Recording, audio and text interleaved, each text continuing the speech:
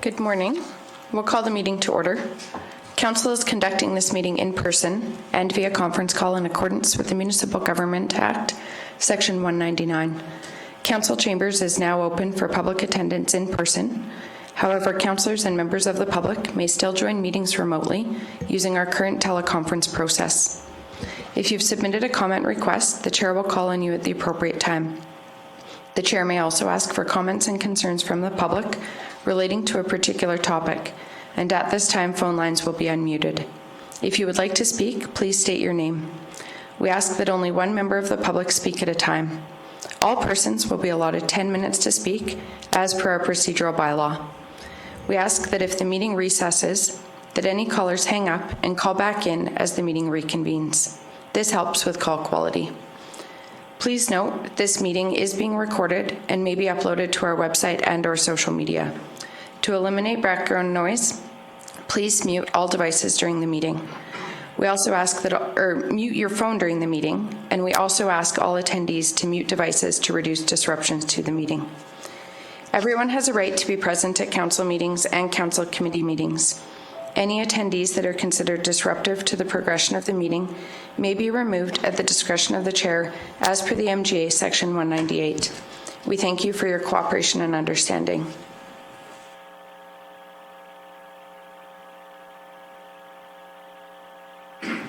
We have an agenda before us. Does anybody have any additions or changes? Good morning, Reeve Link. Brian from Administration. Administration has two additions to the agenda today. The first one being a capital project in Rosebud, Martin Avenue, stormwater drainage.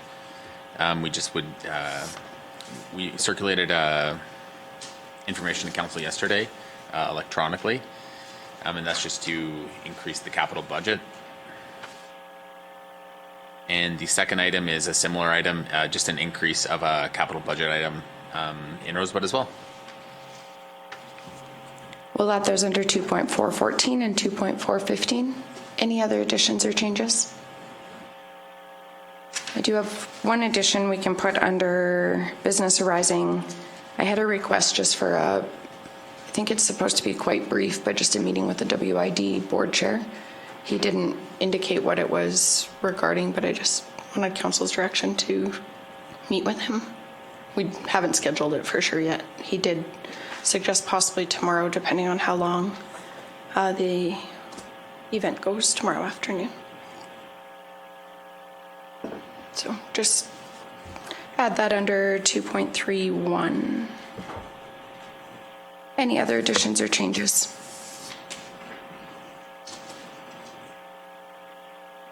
If not, a motion to approve the agenda as amended. I'll move the agenda as amended. Councillor Laprise has moved. Any questions or discussion? All in favor?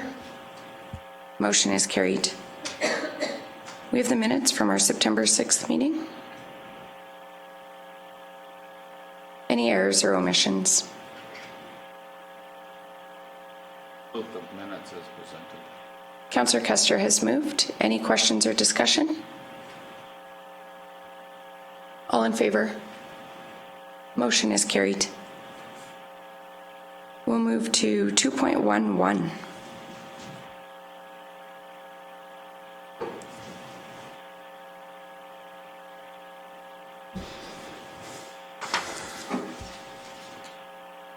Good morning, Council.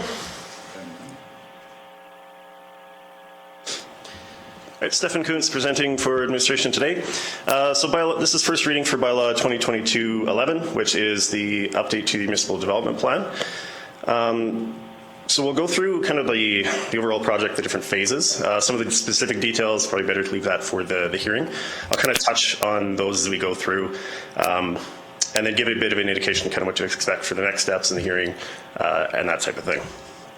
So a bit of background first, obviously why are we reviewing the MDP? So it was really adopted in 2013, have been a couple amendments since then. The MDP itself says that it should be updated every 5 years, and obviously you hear probably from yourself, through your residents, where improvements can be made. We certainly hear it as well. And then also just as we're doing applications, we can see kind of where improvements could occur. The other reason is policy changes. So obviously the CMRB Calgary Metropolitan Regional Board being added to the MGA, and then we were taken out of that. So there's obviously changes involved there, but also the intermunicipal development plans, which weren't obviously in place before. So there's a little bit of overlap there between our MVP and those documents that we can streamline. So looking at each of the specific phases, so there's 5 in total. The first 2 here deal largely with engagement. So the first one was essentially notifying, establishing the project, and determining the engagement strategy, how people want to be engaged. Phase 2 was that engagement strategy. And essentially the question we were asking is, do the goals and policies of the plan, essentially, is that what we're doing? Does that meet our goals as a county and the residents and stakeholders and everybody, right? Is that the direction that we want to go? And are we achieving those objectives? So that was summarized, the findings from that were summarized in the What We Heard report, which is Appendix C of your package. And generally, you can see that the goals and objectives of the MDP do align in some areas, but there were some specific areas that the policy could be improved to help meet those goals. And I'll briefly touch on those a little bit later. So phase 3 was kind of developing strategies for how we could improve those specific areas. So we identified obviously the areas of importance in a previous phase, those being agricultural business opportunities, protection of agricultural land, economic growth and diversification, small business opportunities, responsible development, and mitigating land use conflicts, and application streamlining. So at this phase, you may recall, we did a workshop on the guiding principles. The idea is we need to make sure that the goals and objectives get that right, and then we can work on these specific policies. So what we did is look at the guiding principles. These aren't really that different from what there are. Just again, highlighting those areas where maybe we weren't, all the focus wasn't exactly there, but also organizing it in a way that somebody who's not familiar with the document like a municipal development plan can look at it and see clearly, okay, these 6 items: agriculture, environment, economy, responsible growth, community development, and regional collaboration. That's generally the principles that we're using. And then having some, this is an abridged version here, but having some specific notes beneath that to clarify.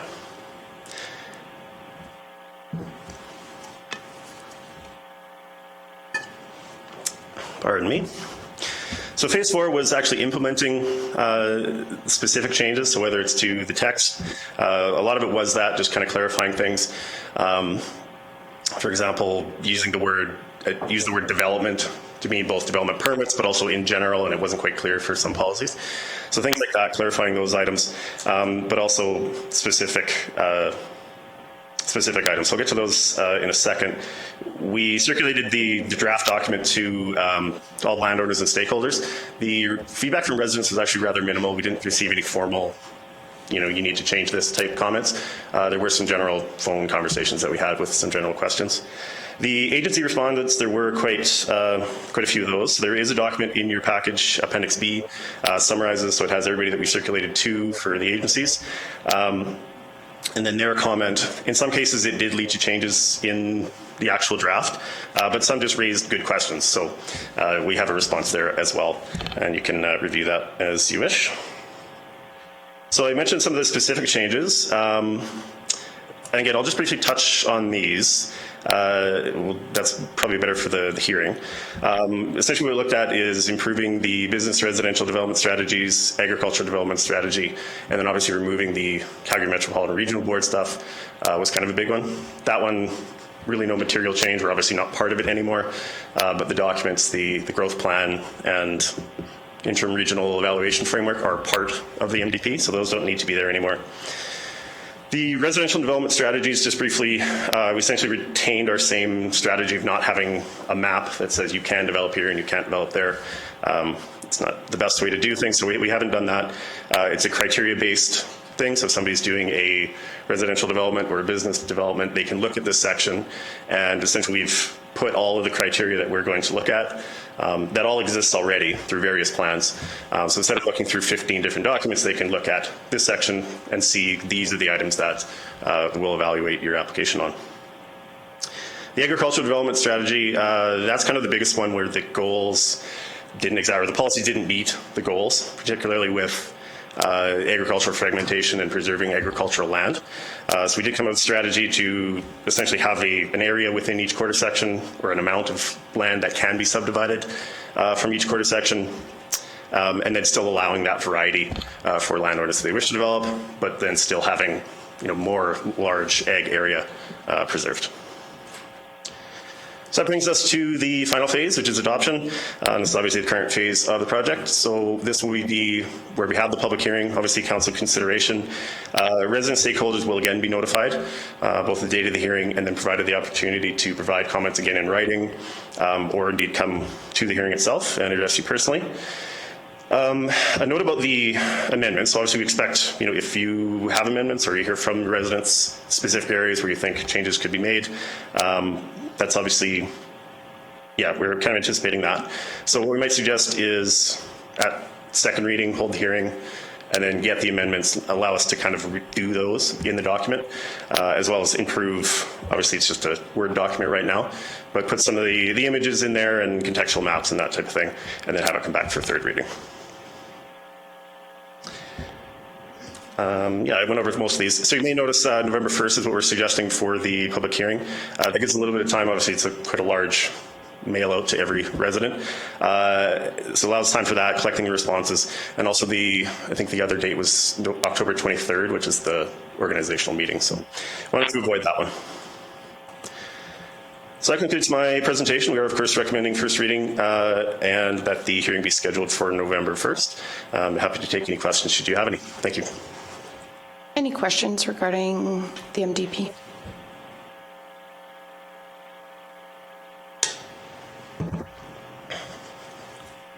No, if there are no questions. I do have one question. So for like textual amendments or like things that just need small revisions, should we raise those now prior to circulation? Yes. Okay. Yeah. Can I give a small list? And I'm sorry, I should have typed this up and sent it to you. Page 23, it references municipalities under 3,500 are not required to do an MDP, or municipalities over 3,500 are, or something. The MGA actually now says all municipalities have to do an MDP. That was repealed. Okay. Page 24, there's just and there might be one other spot where just resolution of I think the hierarchy was hard to read. I don't know if that's just in this document. If the resolution can be improved. Yeah, right there.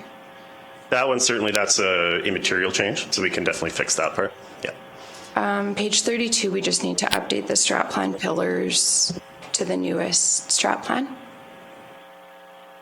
Sorry, which page? 32.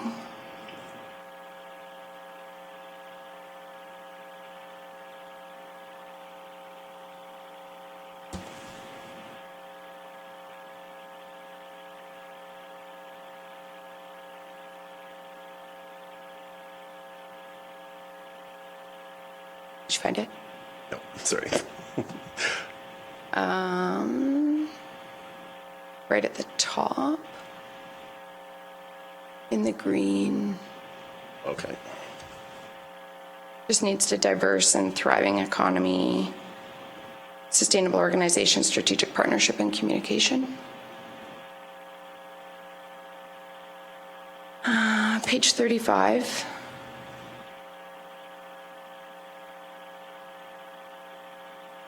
I don't know if at the top that mission, if that should be our current mission. I know the RGMS one below is obviously different, and then the MDP one is different, but that one says county mission, so I'm assuming that should be where innovation meets tradition. Maybe? Page 54.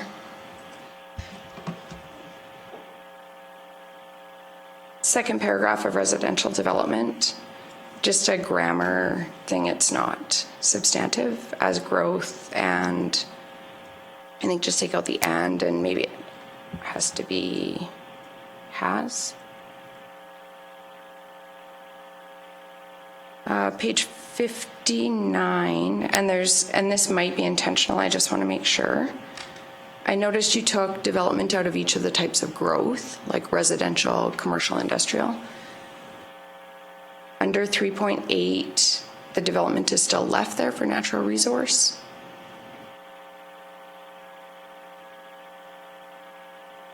Yes, that was intentional. Okay, it kind of reads better with Yeah. it there, so I just wanted to make sure that that's the case. This is minor, and I'll look to council's wishes. On that same page 59 of the package, under natural resource development, it says renewable energy is also a growing player in the county.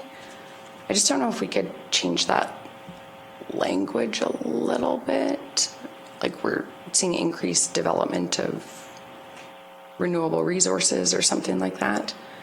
And then the next sentence says the county recognizes that many of these resources are beyond their control due to exemptions from the MGA, placing them under provincial jurisdiction. I wonder if we could consider amending that to the county recognizes we have dual jurisdiction or something, because there are elements of like a DP that we can address as long as it's not addressed within an AER, AUC, NRCB, like that whole list of acronyms. Sorry, where was that one? Just the next sentence under natural resource development, right after that growing player. It says the county recognizes that many of these resources are beyond their control. I wouldn't say they're necessarily beyond our control, but we could recognize dual jurisdiction.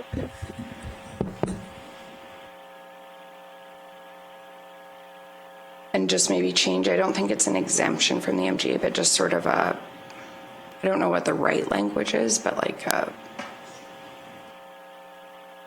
you guys will know better. Yeah, we can look at that in terms of the regulators and how that kind of interplays, and we can reword that.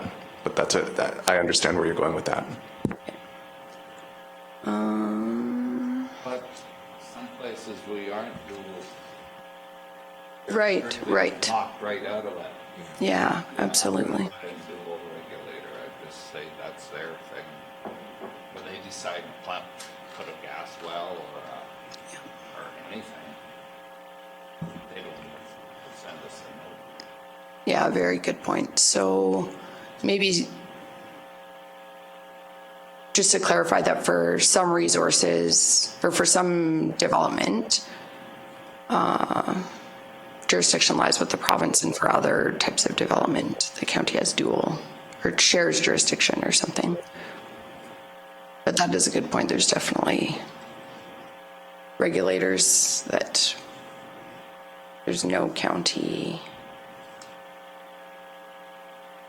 part.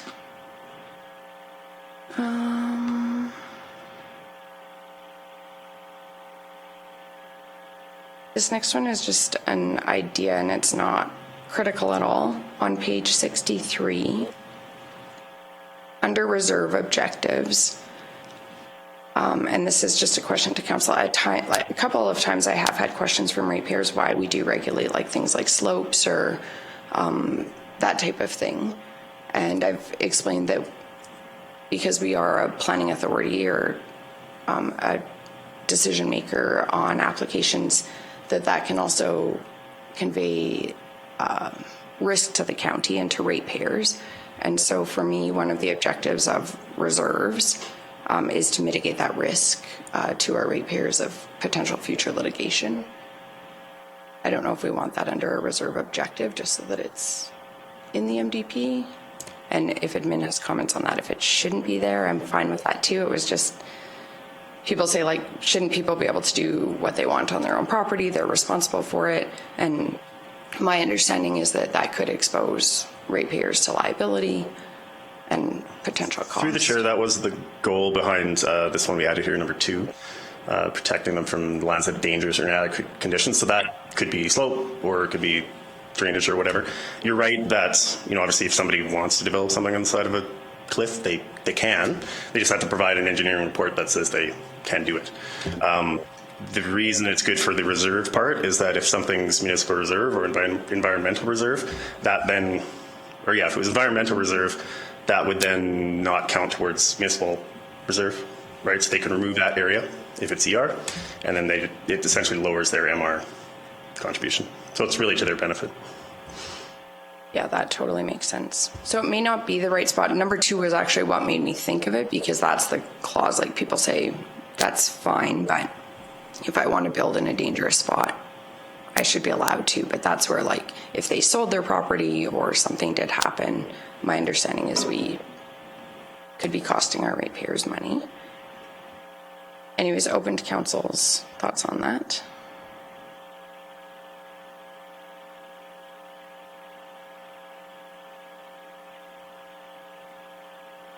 Doesn't sound like it's critical to anyone else. I'm not exactly just following exactly. So you're suggesting another point after this one saying an objective is to reduce liability to the county? Yeah.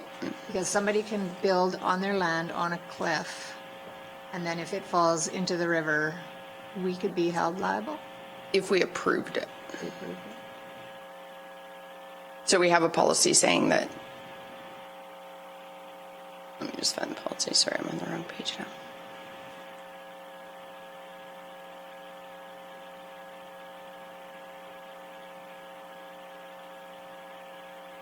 But through the chair, if that helps a little bit. So that is just an objective of the section. The policy,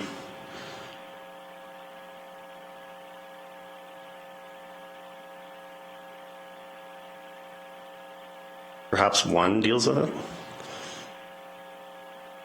It doesn't specifically mention our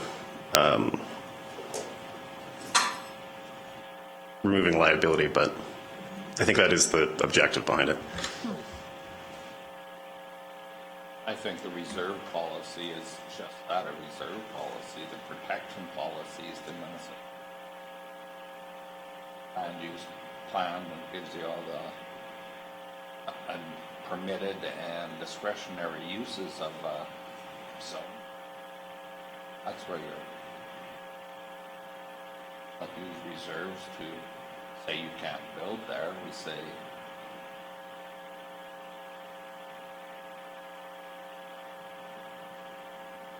Yeah, you're right, and that's partially why I thought that might not be the right spot for it. I just wasn't sure where it might be better. I'm just looking if there's like a more general. Through the chair, there is natural areas, which is 3.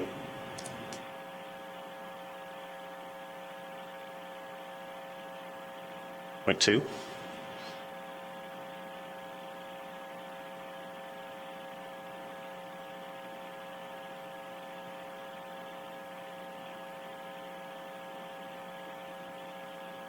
I even wonder if on page 54, somewhere just under managing growth, if we could just mention it. And the only reason I raise this is just, it might save a phone call if somebody reads it, like if they're reviewing policies in depth for a potential application, and we could just point to it there. I'm also just totally fine explaining it, so. Page 64, we just need an apostrophe at the very bottom of the page on developers, not substantive at all. Page 65 references under 3.12.3.3 references environment and sustainable resource development, ESRD. I think that needs to be Alberta Environment and Parks. And the same on page 69 at the very top, point 5.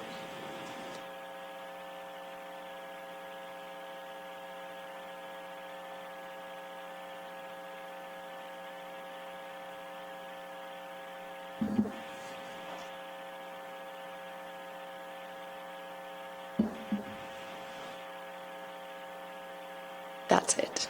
Sorry. Any other questions or discussion? I just thought before it goes out. That just, We may have to do that as an presented to us amendment. again? Yeah, and then at the hearing, we can kind of prepare that so Okay. that, yeah, this will be Do we want to bring it back after lunch, to do that. Yep. just so that council could see the amendments? And my apologies for not having it typed up previously.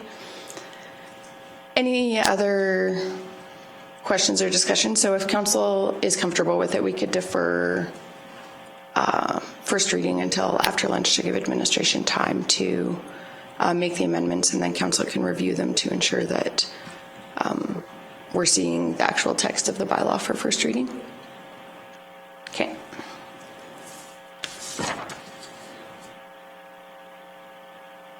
So we'll revisit that following the lunch break. We'll move to 2.12. Council, Oh, sorry. sorry, Revelink, would it be possible just to take a 2-minute recess? Yes, of course. Thank you. You have been muted. To unmute yourself, press the star key twice. Sorry, I stole your thunder.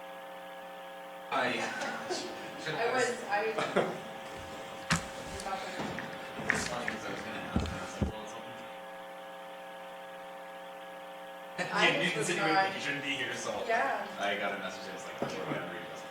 All right. Mute off.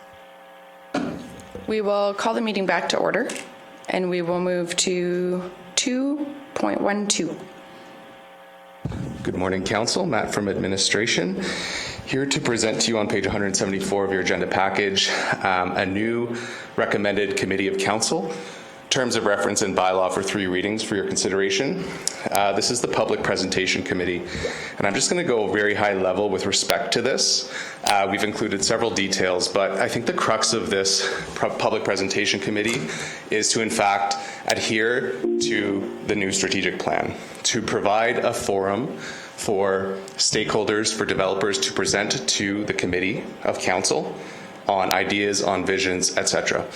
As council is aware, we do have many different developers that come before staff, before council, ask to present to council.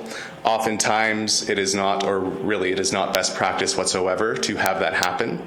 This provides an alternative, transparent forum for that to occur. You'll see in the terms of reference that at the Committee of Council, at the Public Presentation Committee, no decisions are made, but in fact, a decision or a thought can be referred to council for a decision, and that's at the deliberation of the Public Presentation Committee. This is in fact best practice that we've taken from neighboring municipalities as well, various ideas into this. And before you, you have 3 readings with respect to the Public Presentation Committee. If in fact council does grant 3rd and final reading of this bylaw, we will bring this concept to the organizational committee for the appointment of the chair and the vice chair, and we will include it in that agenda package. I'm available for any questions. Thank you. Any questions for Deputy CAO Boscariel?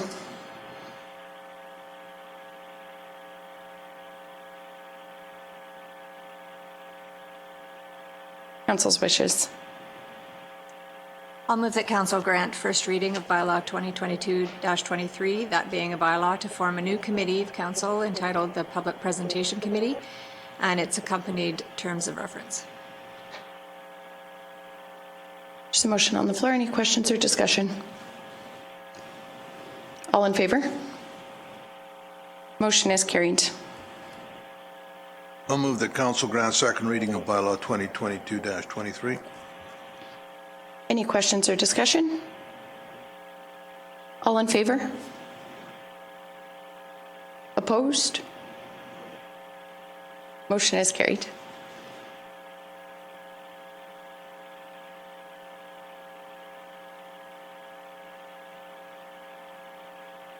Council's wishes? I'll move that council provides unanimous consent to grant and proceed to 3rd and final reading of bylaw 2022-23. Any questions or discussion?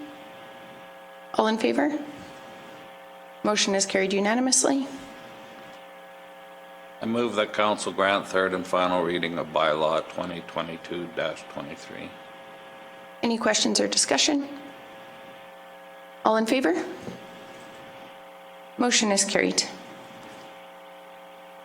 We'll move to 2.3.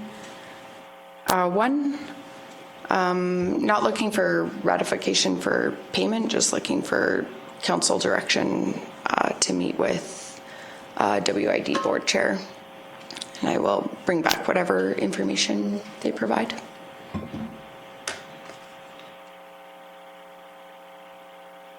Has there been a purpose for the meeting outlined? He didn't say, just he referenced a non-disclosure that we had signed previously and indicated that there was a matter he wanted to discuss, and he thought it would be most expedient just to meet with myself. We do have phone calls occasionally just to update on sort of where things are at from the county perspective, where things are at from the WID perspective, and to just ask if we could sit down. So at times we've had joint meetings with the WID to discuss synergies, where I think administration has actioned some of those things, where there's ways we can work together or things like that. He didn't specify what this was Well, I'm about. wondering if is this meeting necessary, or is it a joint meeting? I mean, if there's some meat of something that needs to be discussed, we're all going to have to be there anyway, correct? So if this can do some pre-work for that to make that meeting go smoother, then I'm okay. Otherwise, it would seem to me to be more of a joint meeting topic. Yeah, I did reference that, and the chair just said at this point he thought it would be most efficient just for the two of us to meet. Obviously, I'll bring back to council anything that's discussed.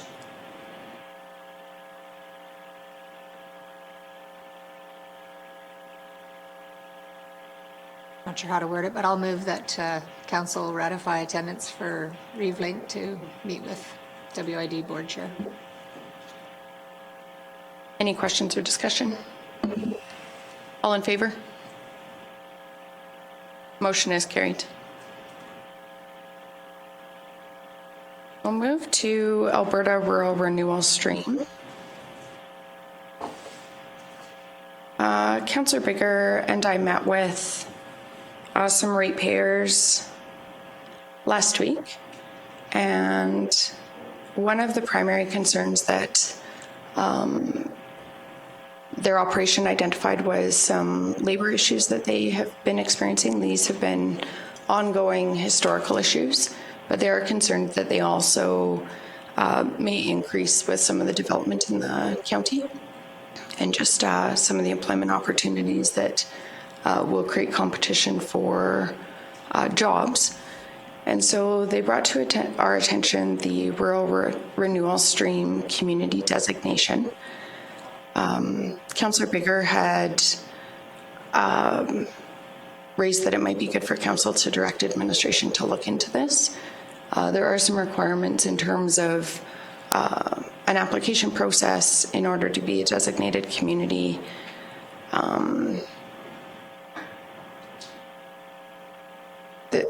From my sort of preliminary read, we do meet the requirements in terms of being a community under 100,000 outside the metropolitan regions.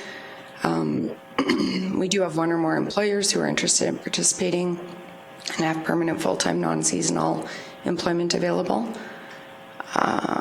It would require an endorsement letter from the community or town council, and then an application would need to be signed with an EDO and that type of thing. So there's a number of criteria. The reason we wanted to raise this today is there's also areas where municipalities will do this together and collaborate, and so we thought that it might be something to discuss with the town of Strathmore at our dinner, but we don't have a council meeting prior to that meeting. So Councillor Bigger had hoped that council might consider adding that to the discussion topics with the town, just to discuss if there might be an interest for them. They've had a development announcement as well that will also create jobs. I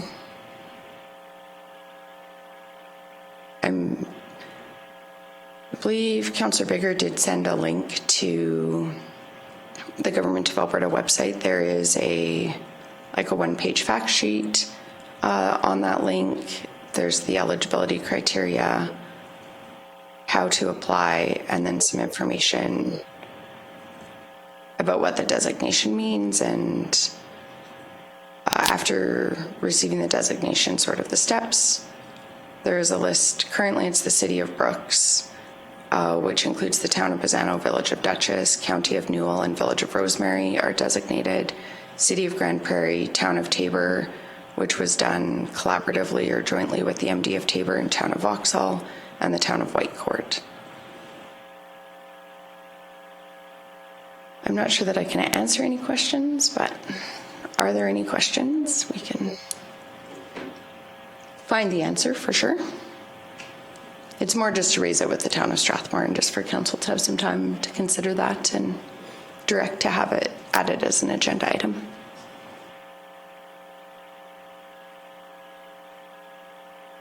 Deputy Reeve Clausen and then Councillor Kester. I talk to a lot of businesses all the time, and labor is one of the biggest issues that they're having. I don't know that this is how I want to see it solved. I think there's a bigger problem with this. There's a lot of young people that I don't want to take away from their jobs coming up. But the whole intention, at least my intention of having development in the area, is to have off-farm employment and to provide for the community here. Provide good jobs for this, so bringing people in from outside. I don't necessarily know that's the solution to the problem. I think there's a bigger problem in this country with people that have enjoyed sitting on unemployment for 2 years, and there's a lot of jobs out there right now. People are crying. I've talked to a number of employers that will have 5-6 people say they're going to show up for a job interview and they don't even have the decency to show up for it. So that's our own population doing that. A hard time with that. Councillor Kester? I would think if you're going to approach Strathmore, I would think this is a regional partnership thing. We have the 3 hamlets, our villages too. If we're going to include our hamlets, I think the villages should be part of this conversation. You're going to bring it up to Strathmore.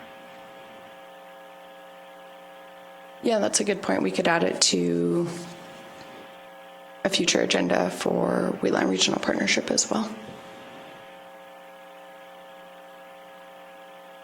Just in response to Deputy Reeves Clausen's comments as well, I see what you're saying, and definitely agree that I'm excited about the employment opportunities that are being created. This request comes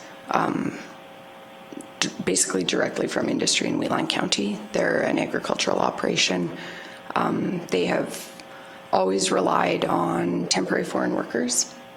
There are several challenges, and CAO Henderson might be able to speak to this as well, but they had identified several challenges with the temporary foreign workers, and they do require sort of permanent year-round employees. Obviously, they do try and recruit that from local residents and from people in the community, but have expressed challenge with finding employees from those individuals. This does facilitate their recruitment of newcomers as employees for their operation. Again, I'm not certain about all of the details, but they did indicate strongly that this would be beneficial to them. So,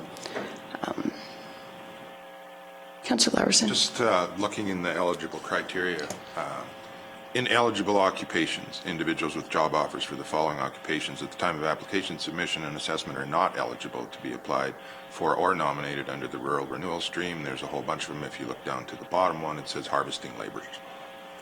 That would seem to me to be agriculture related. That would not be eligible, unless I'm reading it wrong.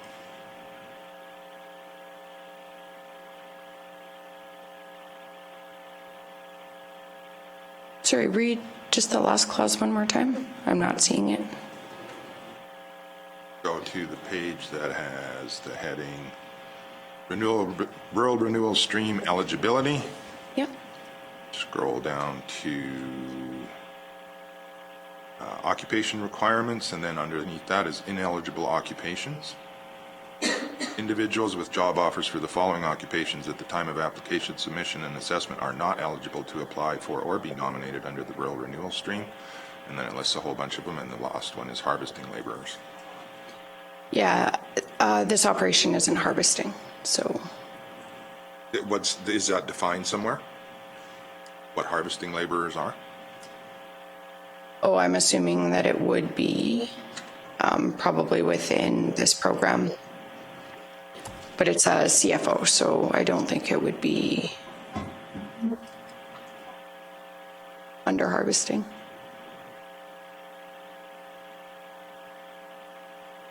We can certainly look into I'd want that. to get a little more information on that.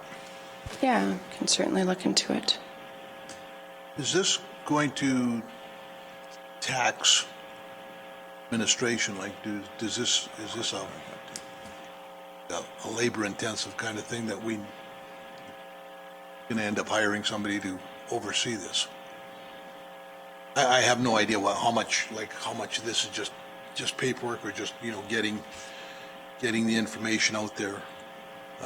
Just saying, yes, this program is available and you go to here, or if there's do we actually have to have hands-on people running the program? Like, do we know that? Yeah, and that was one of the questions and concerns that we raised when we met with the ratepayers, because there is a note. Sorry, I'm just finding it.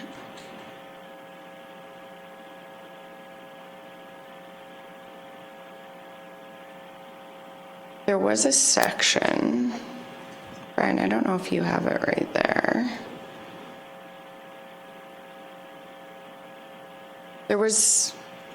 I'm not seeing it right at this moment, but there was a reference to, I found, so under how to apply before you apply, communities must have the capacity to attract, recruit, and welcome newcomers in order to participate in this. And so I had raised that concern that we don't have necessarily the capacity to have like a newcomer center like the city of Brooks might have. I'm not sure what Tabor has. That was part of the reason that we thought perhaps joint discussion with the town of Strathmore, and there may be potentially community organizations. One that came to mind to approach would be Community Futures. I also know that they have constraints to capacity, but they certainly,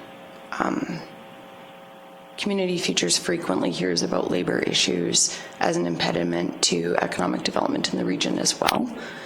So I agree that we don't want to tax our administration with like developing this program, but we ultimately would need to support it. For me, it was an interest in exploring if there are community groups in collaboration with the town of Strathmore, and happy to bring the villages into that discussion, where we might be able to have sort of that scale that would make sense to put in that services. Yeah, to me, it makes sense that if you're going to do something like this, that it would be, I would almost think it should go from the town outwards as opposed from the county inwards, only because we don't have like this, we have a massive county. And so it's, it's not centralized. I would assume that if we're looking for it, they would be centralized and then go out from there. So definitely I would be in favor of having this discussion with the town of Strathmore to see if they're even looking at this. And if they're not looking at this, maybe then at that point in time we say, okay, well, you either look at it or we shelve it for the time being, in my opinion. And then, sorry, and then I guess the question that kind of comes from this is the housing part of it, so I'm not sure that Strathmore has a lot of capacity. Currently, I hear all the time there's nothing available there, but so I don't know if we maybe have better capacity. I'm not sure. Yeah, it's a good question. I was just thinking we could have administration kind of review this and give us a high level Yeah. look at it and see if there's any pitfalls that we should be aware of that we're not seeing here. the one thing I'm looking at, this 30 hours a week is considered full-time. If you're working as minimum wage at 30 hours a week, you're not going to survive. No way you'll survive to feed your family. 30 hours a week is not enough income. And to consider that the federal government considers 30 hours a week full-time is part of the problem. Say it, but So that's is that pretty just the sad. minimum that they're recommending, or? So just a couple of comments with reference to housing that was raised as well in our discussion. The particular employer who we met with does have some on-site housing available. They have expressed that historically, whether it's temporary foreign workers, I believe they had some programming that they were utilizing where they had newcomers as well, like immigrant workers as well. And they had expressed that they were invaluable, worked very hard, and I think certainly met their capacity requirements. They do hire local as well. They have Wheatland County ratepayers who also work in the operation. I agree about the information. The only reason I thought to bring it to the town of Strathmore, perhaps send it to them in advance, so that they could review it as well. Council has the links to all of the program, could read through it. Administration perhaps could review it as well.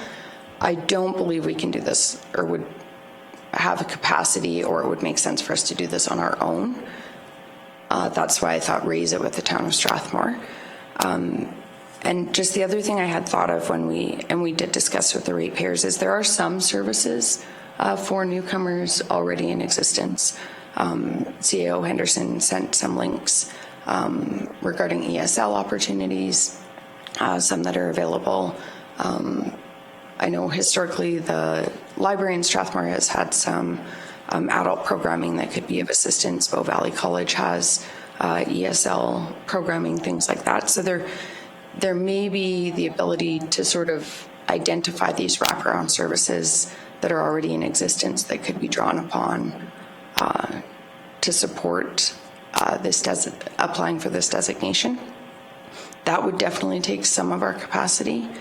I did prioritize this just because hearing from these ratepayers, specifically last week, but I have, like Deputy Reeve Klassen, I have heard this raised previously from multiple agricultural operations of, various scales. So it's definitely an issue that's been identified. I know the province is working on this because it's a province-wide challenge. So at this point, it's just a request, I guess, to bring it to the town of Strathmore's attention. Obviously, we're not going to get an answer from them when we meet with them, but just a request to raise it with them, discuss it with them, share the information, just explore if they've looked at it. If not, perhaps see if they would be willing to have a look at it. We can have a further look at it. Absolutely. Lots of good discussion and good questions. Councillor Laverson. I would like to suggest that if we're going to look at this, that maybe administration go forward with a plan to look at it and maybe talk, as I'm looking at what the County of Newell and Brooks and the Village of Dutchess did. So they're including more, it's not just the county and the town of Strathmore here. Let's look at the villages and stuff and then talk to Newell County and see, maybe that's just a conversation between CAOs and say, hey, is there pitfalls in this? What can you tell us? What have you learned so far to save us some work? And does it make sense to include the villages? I would think it does because they've already included one, but I think that would be a good starting point for us. And I would move something to that effect if we need it. I very much agree with you. And I do just disagree just in the fact that my preference would be to explore it with the town of Strathmore. I'm not sure where we're at with the legal issues with the villages, so I'm not sure when we'll have a Wheatland Regional Partnership, when we'll be attending a Wheatland Regional Partnership meeting next. And because it's like no commitment and just raising it with the town of Strathmore, my preference, and because we have a meeting scheduled for October 3rd, and I'm not sure when we'll meet with the town of Strathmore following that. That was Councillor Bigger's rationale, and she has asked me to bring this forward on her behalf. That was her rationale for the request coming forward today to raise it on October 3rd with the town of Strathmore. I definitely think it's a discussion to have at a separate meeting with them and see if they've even looked at it and stuff. There's no harm in that. But I think Councillor Larson's idea of having administration look at the pitfalls in conjunction is not a bad idea. Totally agreed. Yeah. Cover all the bases. Because once you go down this road, it's hard to get back out of it. Exactly. Yeah, absolutely. Agreed. Any other questions or discussion? Yeah, do we need a motion? If we could just, and I guess if there's any other discussion items that we specifically want to highlight with the town of Strathmore as well. Administration, do you have advice? Council should have a motion to direct administration to look into the program. And council should also pass a motion to bring this item to the town of Strathmore October 3rd dinner meeting as well. Yeah. As a Two separate motions, right? Yes, Yeah. yes.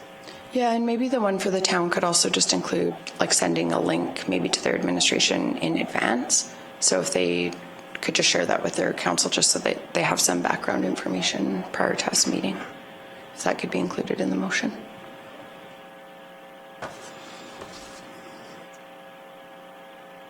I'll move that administration explore the rural renewal stream program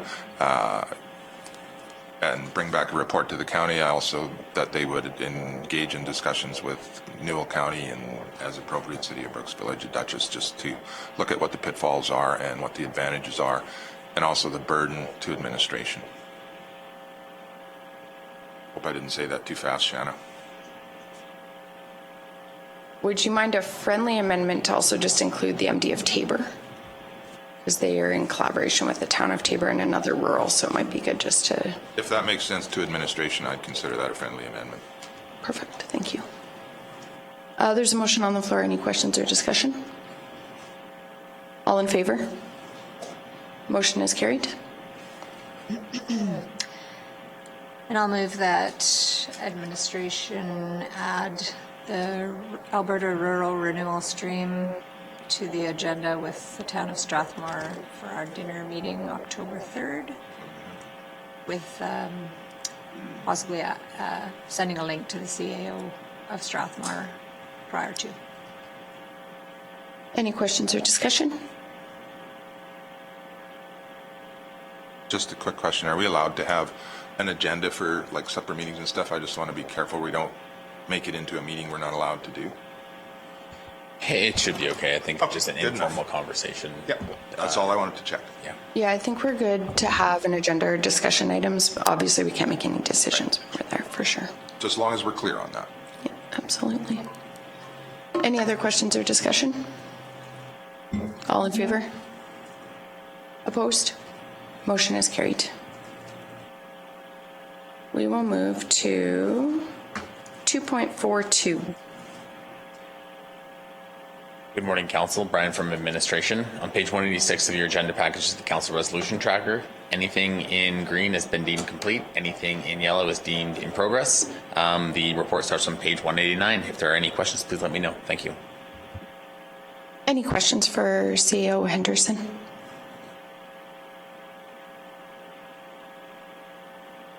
Council's wishes.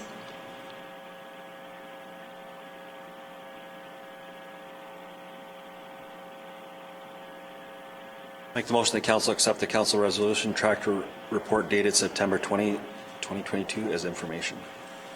Any questions or discussion? All in favor? Motion is carried. We'll move to 2.43. Good morning, Council. Brian from Administration again. On page 186 of your agenda package is the bi-monthly e-newsletter report. So this stemmed from Council Resolution 2022-0814. And this was done after the acceptance of the Communications Public Survey or Engagement Survey. So we're still looking to obviously communicate as best as we can with our county residents and stakeholders. So we put together, at Council's request, just kind of the cost that would be incurred on a bi-monthly e-newsletter. The costs are very, very minimal. We did also attach a template, which is on page 201 to 203. So this would be low cost. We would send it out with our monthly utility bills. We post on our website and any social media accounts that we do have, and those are all listed on page 197. If there are any questions, please let me know. Thank you. Any questions? I think it's a great idea, and I like the look of the template. Yeah, I think it looks really good. Yeah. Any other questions or comments? I'll move that council direct administration to proceed with creating and implementing a bi-monthly e-newsletter in Wheatland County's electronic utility bills. Furthermore, that administration distributes the newsletter to communication channels such as the county website, Facebook, LinkedIn, Instagram, and Twitter. There's a motion on the floor. I have a friendly amendment request, and I should have raised it earlier. I was also wondering if there might be an opportunity for people to sign up for the e-newsletter. Maybe those who are not utility account holders that might want to just be like on an email list to receive it. Yes, for sure. And we could start creating that list. And our administration's goal would be just to communicate with whoever would like the communication. So that would definitely be, we could definitely facilitate that one as well. Would you accept that as a friendly amendment? Absolutely. I did have that in my mind, and then I didn't think of it was reading it. Me too. Thank you. Is everybody clear on the motion? Just to integrate the ability to sign up for the email as well. Any questions or discussion? All in favor? Motion is carried. I just want to thank administration for bringing this forward, and also for the speed in actioning this was a clear result of the communication survey. And so just to bring this forward and be actioning this so quickly, I think is excellent. So thank you. Yes, the team did a good job.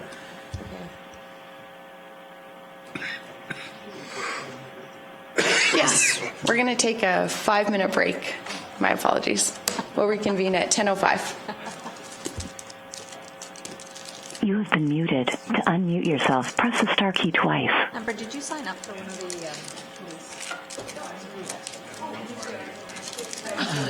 Yeah. They've done their lifespan. Yeah.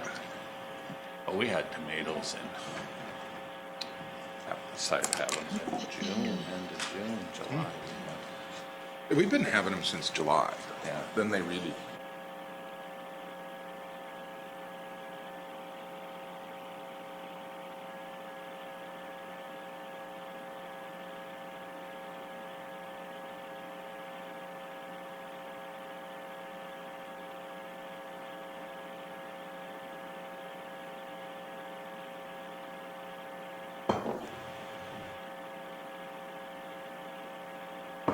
Mute off.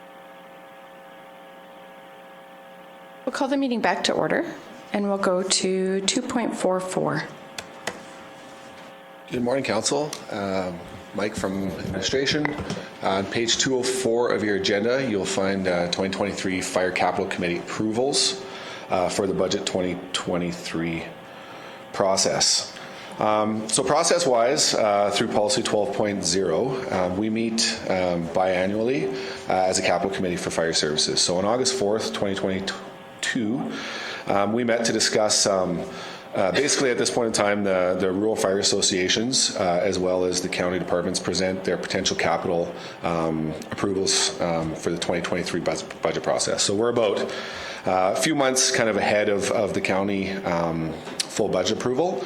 However, in preparation, we'd like to do that to make sure that we have time to discuss anything that may happen. So it's a very collaborative approach. You have 9 resolutions in front of you. And what I'm going to do is just basically list the projects that we've approved at the Capital Committee to present to you guys today. So we've got a Hazard Bush Buggy, so that'll be their second Bush Buggy. Standard washing machine, it'll be a gear cleaning machine. Rockyford Hydraulics, Dallum Super B, which I believe was presented to you guys already. The Rosebud pump rebuild. So Rosebud, they need to rebuild their pump in order to extend the service that they're planning on doing in the future. Cars Land tender. Cars Land side by side. Wheatland West, we're proposing a study to determine location of a potential new fire hall. And Wheatland County SCBA of $77,000. So those are the resolutions in front of you. Again, the process has been extremely collaborative. We've had numerous discussions, and it's already been presented from each association to the Fire Capital Committee for your guys' final approval. So if there's not any questions to that, again, it's just kind of prefacing the budget process. You guys will obviously see this again through the budget process. It's just, it helps us plan moving forward. So, and for your information, what will be coming. So yeah, there's 9 resolutions in front of you. Any questions from council? I have one question, just so for the Dallum rural fire, so $525,000 is 60% of the cost. So if we approve that, and so they'll raise the 40% that's remaining, that's still quite a lot of money. Will they be able to do that by next year, like if we budget this for 2023? That's correct, yeah. And these are some of the discussions that we have prior as well at the Capital Committee. So when the associations do present, they've already their association has already approved this on their level. So yes, they have the capacity. If they don't, and it needs to be deferred a year, I will obviously work with them if need be. So. Okay. Mm-hmm. Deputy Reeve Clausen. Just a question on the feasibility study for the hall for Wheatland West. Being the development pressures that we're going to see coming here shortly, I would think this, I don't know if we necessarily need a feasibility study. We know we need a hall, there's no doubt. It's more location. And I think that will be dictated by development. My personal opinion, but. Yes, through the chair, absolutely. And that's something that the study would be presenting. So there's numerous things that they'd be looking at. And again, there's a lot of perspectives that can be looked at. Development, definitely probably one of the driving forces, if not the biggest driving force on that one. There's Origin Business Park, there's Lyalta. So that west kind of part of the county, we're looking at what type of fire service may be required. So in order to determine the future of Wheatland West, where it should be, what type of partnerships are required, I think it's definitely appropriate to have an independent study done so that we can make some proper decisions moving forward through the Capital Committee and through Council as well. Just to supplement that, hit all the points there, Chief Borgon, as well. When you do these studies, location of various facilities, they do take into consideration all of the other plans. So for example, the municipal development plan, they take into consideration the census data, as well as obviously interviewing staff to talk about where those development pressures are, because that is a crux of obviously providing a new service, right? So we're seeing development pressures obviously along the West Highway 1 corridor, which will obviously be data driven for this study to determine a preferred scenario and location.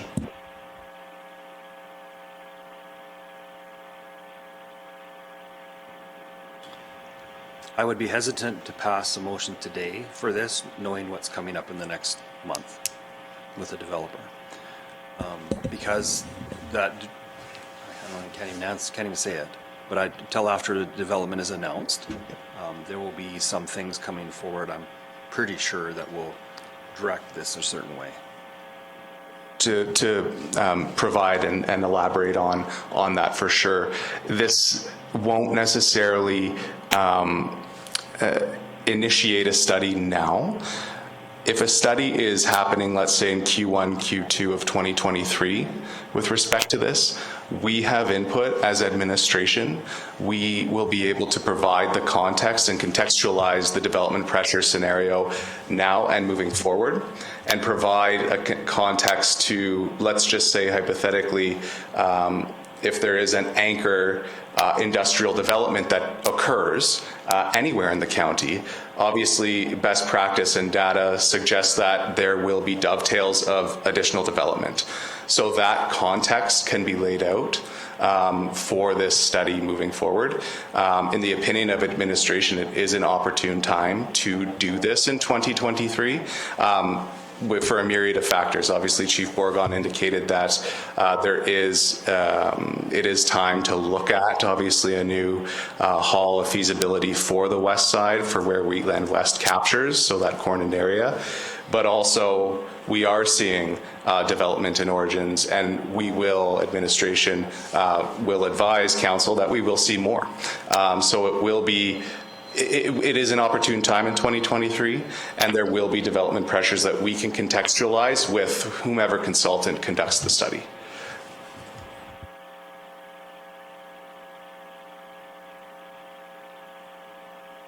Question to administration, is a study required, or would we have capacity, and I know we have capacity constraints, would we have capacity internally to look at the development pressures, where those are located, where our population is? We get really good statistics from fire services already around where calls are occurring and that type of thing.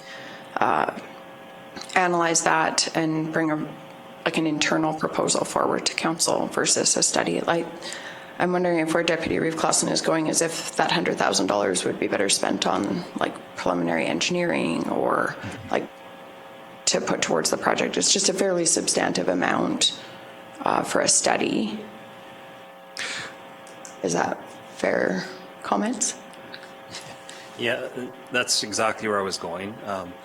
Yeah, it is quite a bit of money for a study, and we know we have a need. We know we're not going to eliminate a hall by any way. It's just where it's going to go, and it is council's directive to figure that out. We can get third-party information, but ultimately, I feel we have professionals in this building that can figure that out, and I trust their judgment. If it has to do with looking at staffing as volunteer versus full-time, and if it's going down that road, then I don't want to do the study. Just through the chair. So, as for the price, I'm not quite sure. I am not sure where we came up with that budgeted amount. I would more look at that as a placeholder for the study to be complete.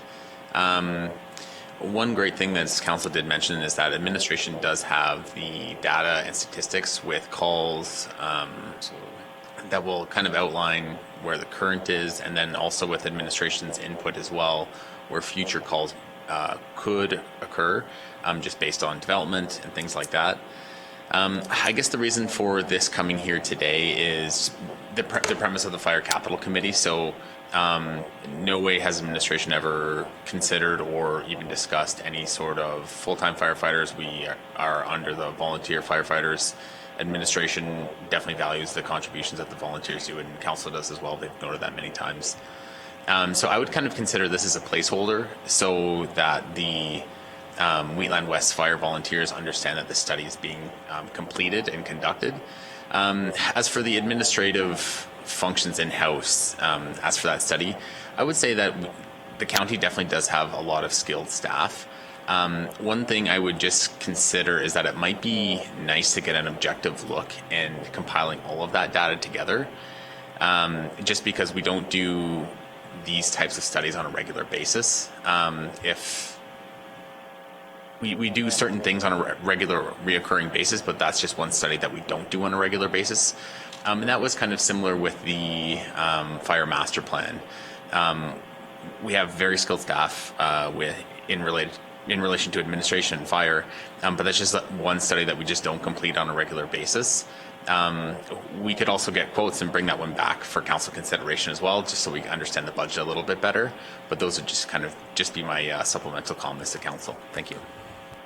Thank you. I can see that sometimes an outside consulting firm or whatever sometimes brings objectivity or transparency to it, so that can't be accused of favoring an area over another or anything like that. Sometimes there's benefits to having an outside source do it. I can see that. Trying to word this correctly. I could see potential development.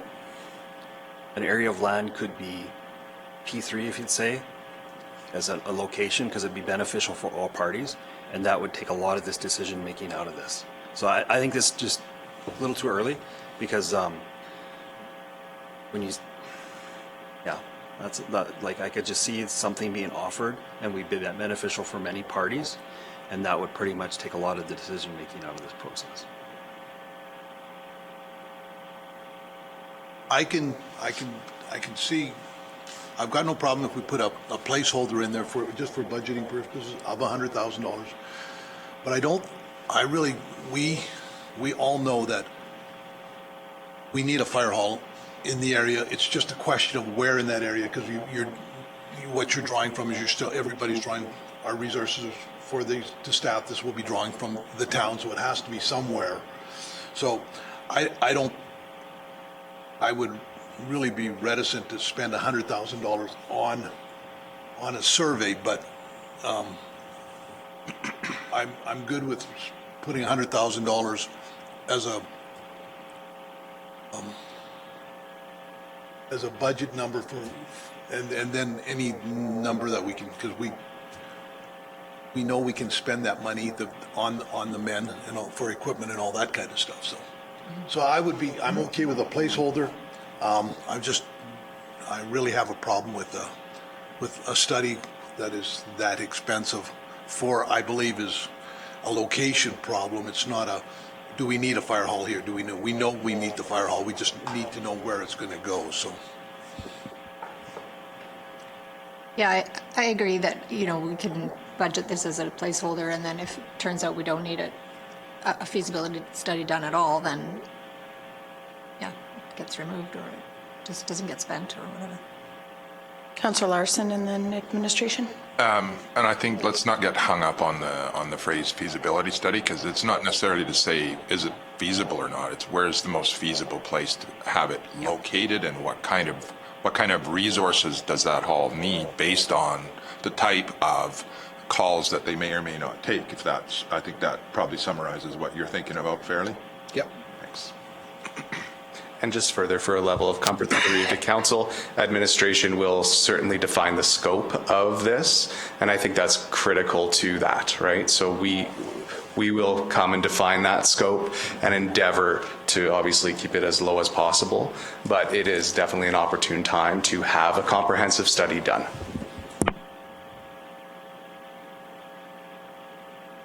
Excellent. Good discussion. Council's wishes.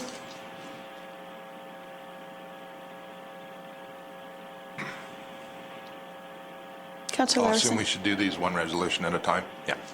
So I'll move that council approve $106,500, which represents 60% of the Wheatland County portion, for the purchase of a new bush buggy for the Huzzar Rural Fire Association, which will be included in the 2023 Wheatland County operating budget. Any questions or discussion? All in favor? Motion is carried. I'll move that council approves $8,969.20, which represents the 60% Wheatland County portion, for the purchase of a new commercial washing machine for the Standard Rural Fire Association, which will be included in the 2023 Wheatland County operating budget. Any questions or discussion? All in favor? Motion is carried. I move that council approves $33,404, which represents the 60% Wheatland County portion, for the purchase of new hydraulics for Rocky Ford Rural Fire Association, which will be included in the 2023 Wheatland County operating budget. Any questions or discussion? I had a question. I think I might have the answer to it, but so these are going into the operating budget because they're the associations as opposed to the... Yeah, so I probably should have clarified that before, just for any new councillors as well. So any contributions that the county makes to an association falls under operating, and the reason why is because we don't retain that asset. Okay. So any fire departments that we have, all of that we fund 100%, but we also retain the asset. It's just the historical agreement we've had, and it does work well. Okay. And then on a further note, the study, a feasibility study or any type of study, that would just fall under operating. And the reason for that is just the public sector accounting standards we must follow. Okay. Awesome, thank you. Yeah, good question. There's a motion on the floor. Any other questions or discussion? All in favor? Motion is carried. I'll move that council approves $525,000, which represents the 60% Wheatland County portion, for the purchase of a new Super B tender for the Dallam Rural Fire Association, which will be included in the 2023 Wheatland County operating budget. Any questions or discussion? All in favor? Motion is carried. I move that council approves the $17,784.05, which represents the 60% Wheatland County portion for a pump rebuild for W63 for the Rosebud Rural Fire Association, which will be included in the 2023 Wheatland County operating budget. Any questions or discussion? All in favor? Motion is carried. I'll move that council approve $475,000 for the purchase of a new tender for Carson Fire Hall, which will be included in the 2023 Wheatland County capital budget. Any questions or discussion? All in favor? Motion is carried. I'll move that council approves $106,150 for the purchase of a new side-by-side for the Carsland Fire Hall, which will be included in the 2023 Wheatland County capital budget. Any questions or discussion? All in favor? Motion is carried.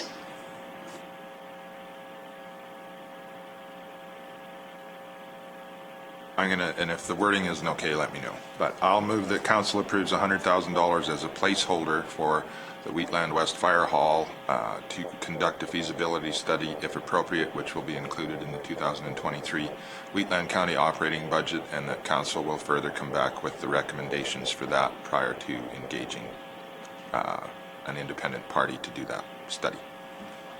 That makes sense, Brian? Just for clarification, just that it comes back to council before we proceed with it? Yes. Yeah, sure. That's fair. Any questions or discussion? All in favor? Motion is carried. I'll move that council approves $77,000 for the purchase of new self-contained breathing apparatus, SCBA, for Wheatland County Fire Services, which will be included in the 2023 Wheatland County capital budget. Any questions or discussion? All in favor? Motion is carried. And thank you to our administration and to the Fire Capital Committee for bringing this forward. And on behalf of council, I also just want to thank each of our fire departments and every firefighter that serves on those fire departments. Without their dedication and commitment, we would not have the fire service that we have in Wheatland County. So please pass along our thanks. We are incredibly grateful for their service. So thank you. Thank you for that. We weren't too tough on you. So far. Yeah. We will move to 2.45. Okay, so on page 220 of your agenda, you have the Fire Association Funding Policy 12.0. So this is a fairly old policy back from 2008, I believe. And we've been operating historically under it. It's working. Again, we discussed it at the Capital Committee. And on February 3rd of 2022, some concerns were raised, specifically the operating amounts for the rural fire associations. They just felt as though, and they presented some very good cases, that they needed a little bit of an increase. So obviously we committed to sitting down with them and finding out what a reasonable amount for them to be able to operate sufficiently would be.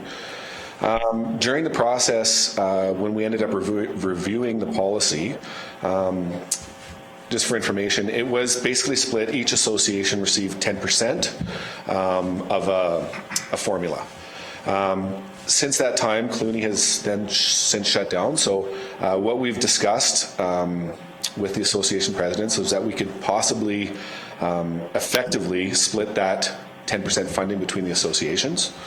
That was then presented at the August 4th Capital Committee and was passed unanimously to bring forward to council. So before you on page 221, you'll see a chart of how it would change. So currently, and this is based on the 2022 tax assessment, so it is variable. But based on 2022, operating would be $54,590. By adding that 2% per association, which is the Clooney funding, that would turn it to $65,508. So that would give them an increase of $10,918 in operating. Small capital, the wording in the policy is also based on tax assessment. Since prior to 2014, we had been giving just a base $20,000 annual funding to them, which actually wasn't consistent with the policy. So we were able to find another $5,287 for them. So in total, each rural fire association will receive an additional $16,205. And in discussions with them, that will definitely help with some of the increased costs of utilities, fuel, consumables. They're very happy with it. It doesn't really change any material functions of the policy. So material-wise, again, each association will receive 12% rather than the 10%.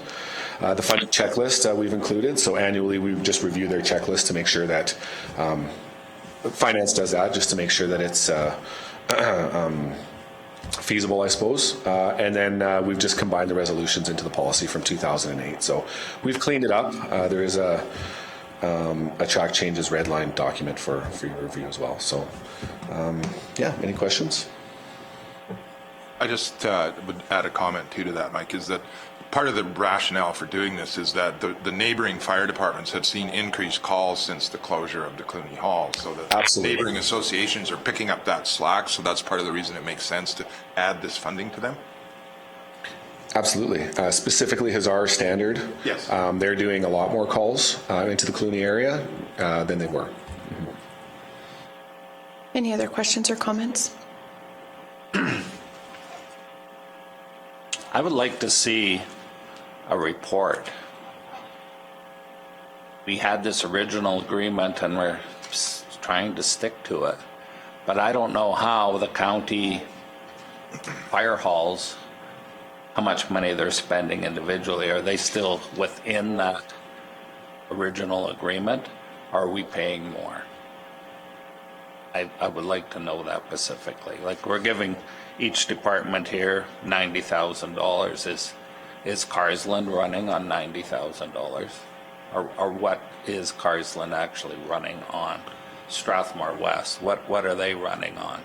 And then in an extension to that too, they're 40% the county is covering too. I'd like to see those numbers, and then, because it's pretty easy to compare it to the east side of the county. It's $90,000 now if we approve this. And I would like to see what the difference is. I know they're trying to operate efficiently, but in the same sense, I'd like to see how we're comparing to the county. Yeah, so we did actually break that down in our meetings, and we were very transparent with that. We gave them, so when we sat down with the association presidents, I gave them the list of exactly, so we already went through that practice. Okay. I can tell you that the county halls are more expensive than the association halls. Reason being is wages specifically, they're paid on call, firefighters. Mm-hmm. I think it's definitely appropriate, and again, that was a lot of the discussions that we had to ensure that they get this extra $16,000 for the service that they're providing. So it's all through, again, it's the volunteers. So equipment-wise, they're a little bit higher potentially than the county halls, but obviously they're volunteering their time. So I think it's definitely appropriate to ensure that they're maintaining everything to 100% standard. So just to give you a sort of an idea, $90,000 wouldn't even cover one full-time firefighter. So annually operating, we're giving them that to effectively and efficiently operate. In my opinion, it's nominal, and yeah, and it's been discussed already at that the capital committee, and it's already been discussed at the president level. So I think we might be kind of nipping at hairs a little bit to really kind of dig deep on that $90,000 because the practice has already been done. I'm not so much concerned about the 90,000. I'm concerned about are we being fair across the county? Because I know county firefighters are paid a wage and the other ones aren't. They don't have the money for one thing, and I'm not going to get into that. That's a whole different kettle of fish. But it would be kind of nice for me to know what the differences are. How much county costs for a fire department and the association, and if they're doing it for 10% less or 20% less, it would be nice to recognize that as they're being efficient or whatever we want to call it. Does that make sense? I'm not quibbling over the money. Right. It's the allocation of it's more, because we had this agreement with the way the money's raised, so our assessment keeps getting cut and the price of gas keeps going up, so something's going to hit, right? The squeeze is on. So in the county, we just keep paying it, and there are limited funds. So maybe this whole agreement, maybe in a year or 2 or 5, needs to be redone and relooked at again. I don't know. Does that make more sense? I understand exactly what you're saying. Yeah, thank you for the clarification. And that is something that we've discussed as well. So this right now, talking with the association presidents again, is sufficient, and that's one-on-ones with them, full conversations with them, and this will help. Now, obviously, if that cost of living inflation gets higher, we will absolutely look at it again. Like it's always open for discussion. And in our discussions, this should probably, without having to reopen the agreement again, we're looking, tentatively, we spoke probably 3 to 5 years. Yeah. Okay. That makes sense. Thank you. You're welcome. I'll make the motion that council approve the amended Fire Association funding policy 12.0 to come into effect January 1, 2023. Any questions or discussion? All in favor? Motion is carried. We'll move to 2.46. Okay, on page 228 of your agenda, this is just a report, Fire Hall Utilities report. So essentially, we've there's a resolution CM 20220680. There was a letter presented through from the Hazar Rural Fire Association, wondering if the county would consider covering their utilities. I think the last presentation sort of will cover that, obviously, but we still have a presentation in front of you here, so you can see here what Hazar is paying, and they specifically asked comparison to Wheatland, Gleason, and Carsland. So Hazar pays $4,750 annually, which is 50% because they share it with the graders. Wheatland West Utilities is $7,500, Gleason Utilities is $8,600, and Carsland Utilities is $7,300. That's annually. So you can see it's actually a little bit less because they do have that 50% split. But we also sort of did this comparison to show that the building itself, we're not really, it's consistent with the other 3 fire halls. So after this letter came in, I did have another meeting with the association president who basically asked, you know what, yeah, kind of we get it. Can you maybe rescind the motion or the letter? But again, for discussion for you guys, as well as just sort of the report presented in front of you so you can see it is consistent with the utilities in the county. And I'll just add and you weren't at these meetings. No, I wasn't. I'll just add it. So the concern was, and it's a bit unique the way the Hazar Fire Hall is set up because the county graders are right beside it. You would have seen that when we went to the seed cleaning plant. And their point was, well, the county's opening the doors of the building every day and letting out the graders and stuff. We only open it when there's a fire. So does it really make sense to have a 50-50 split here when ours is basically a closed containment and theirs is open every day? So that's what generated the discussion, just so you don't think they were complaining for no particular reason. Mm-hmm. Yeah, that's good context for sure. And it's actually good to see that maybe there is even a little efficiency by having them combined there, potentially just looking at the comparisons. There's probably other factors as well, but good to have this information for sure. And definitely see the rationale for why they brought it forward. Any other questions? Council's wishes. I'll move that council accept the Hazard Fire Hall Utilities Report dated September 20th, 2022 as information. Any questions or discussion? All in favor? Motion is carried. We'll move to 2.47. Thank you.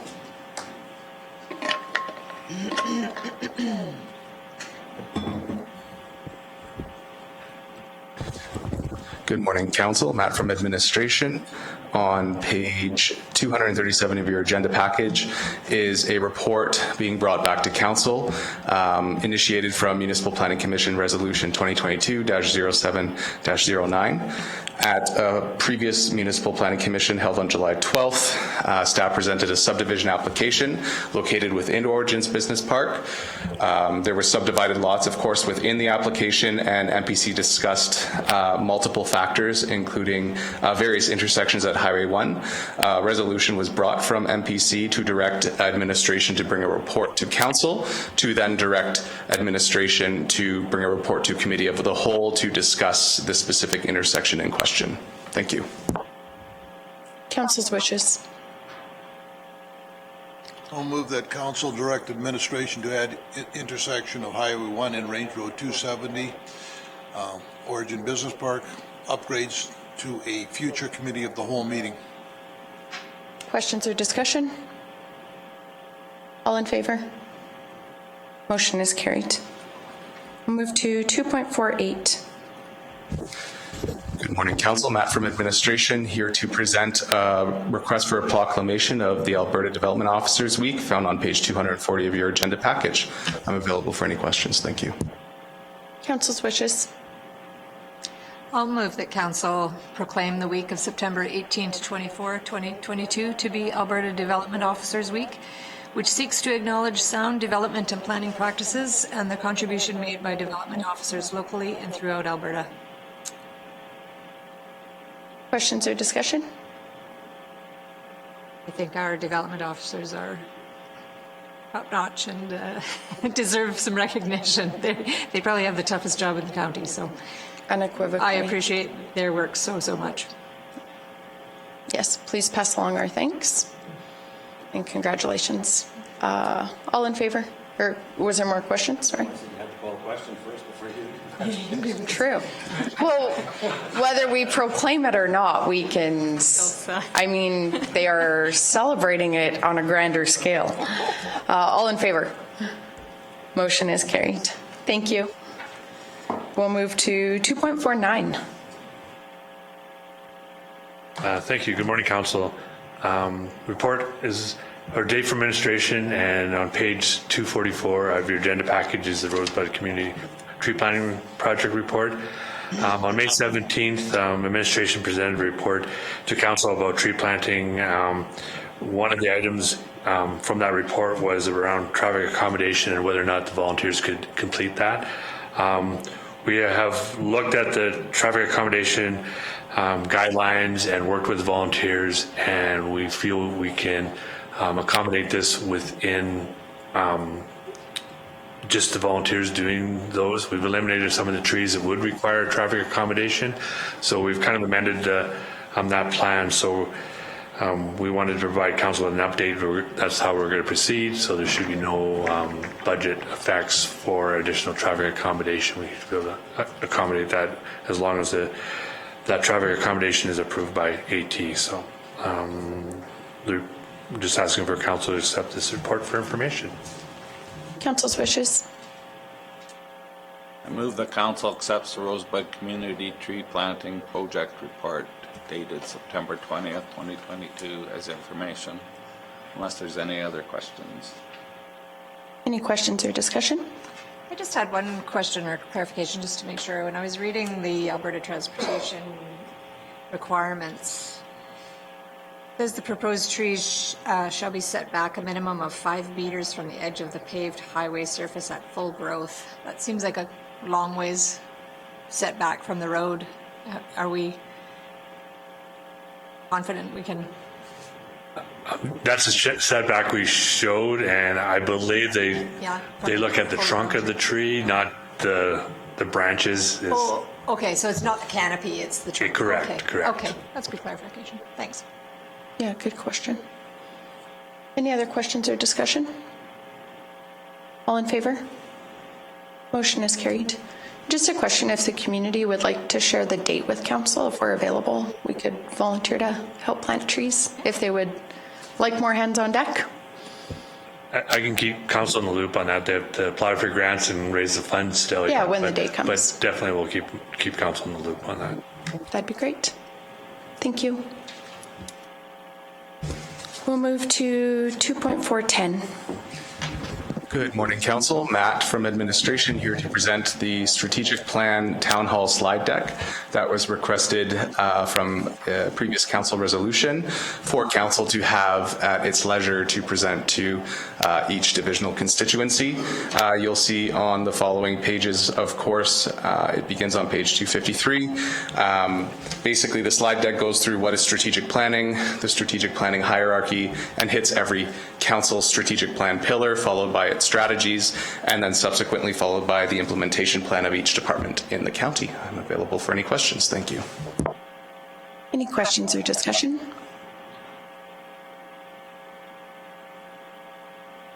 I just would like to say thanks for this plan. It looks really good. And now that if we get it approved today, my plan is to have some town hall meetings to get this information out mid to late October. And like Councillor Larson, I also hope to hold, I'm anticipating 2 town halls, so just so council's aware.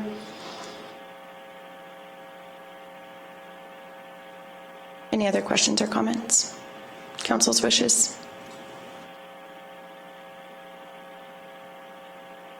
I'll move that council approve the 2022-2025 Strategic Plan Town Hall slide deck for public information as presented.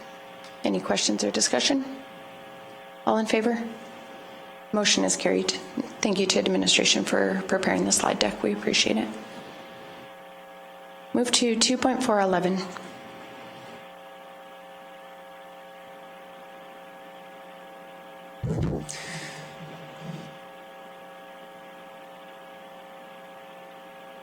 Good morning, Council. Brad Bullock from Administration presenting.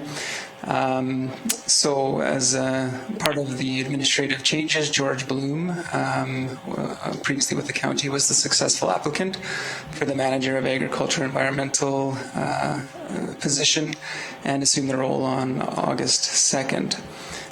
The Agricultural Service Board Act requires that if council has established a board, the council, in consultation with the board, must appoint a qualified person as agricultural fieldman to implement agricultural policies and programs and to manage the agricultural resources of the municipality.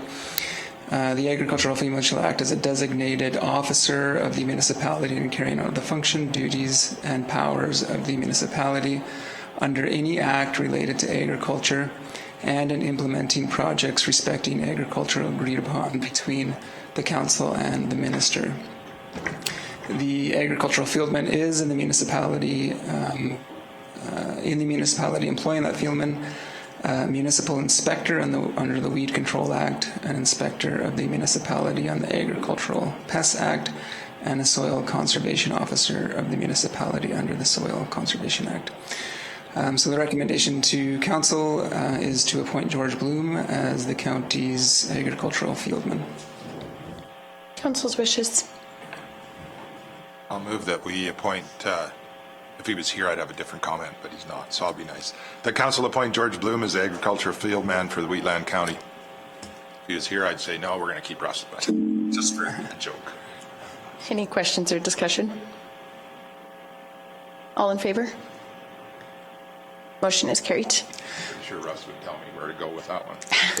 George does send his apologies. He wanted to be here today, but wasn't able to due to a family emergency. So, yeah, and we definitely congratulations to George. It's exciting to have him stepping up.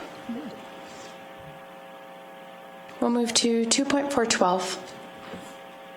With George's appointment to manager, they left the vacancy as the weed inspector.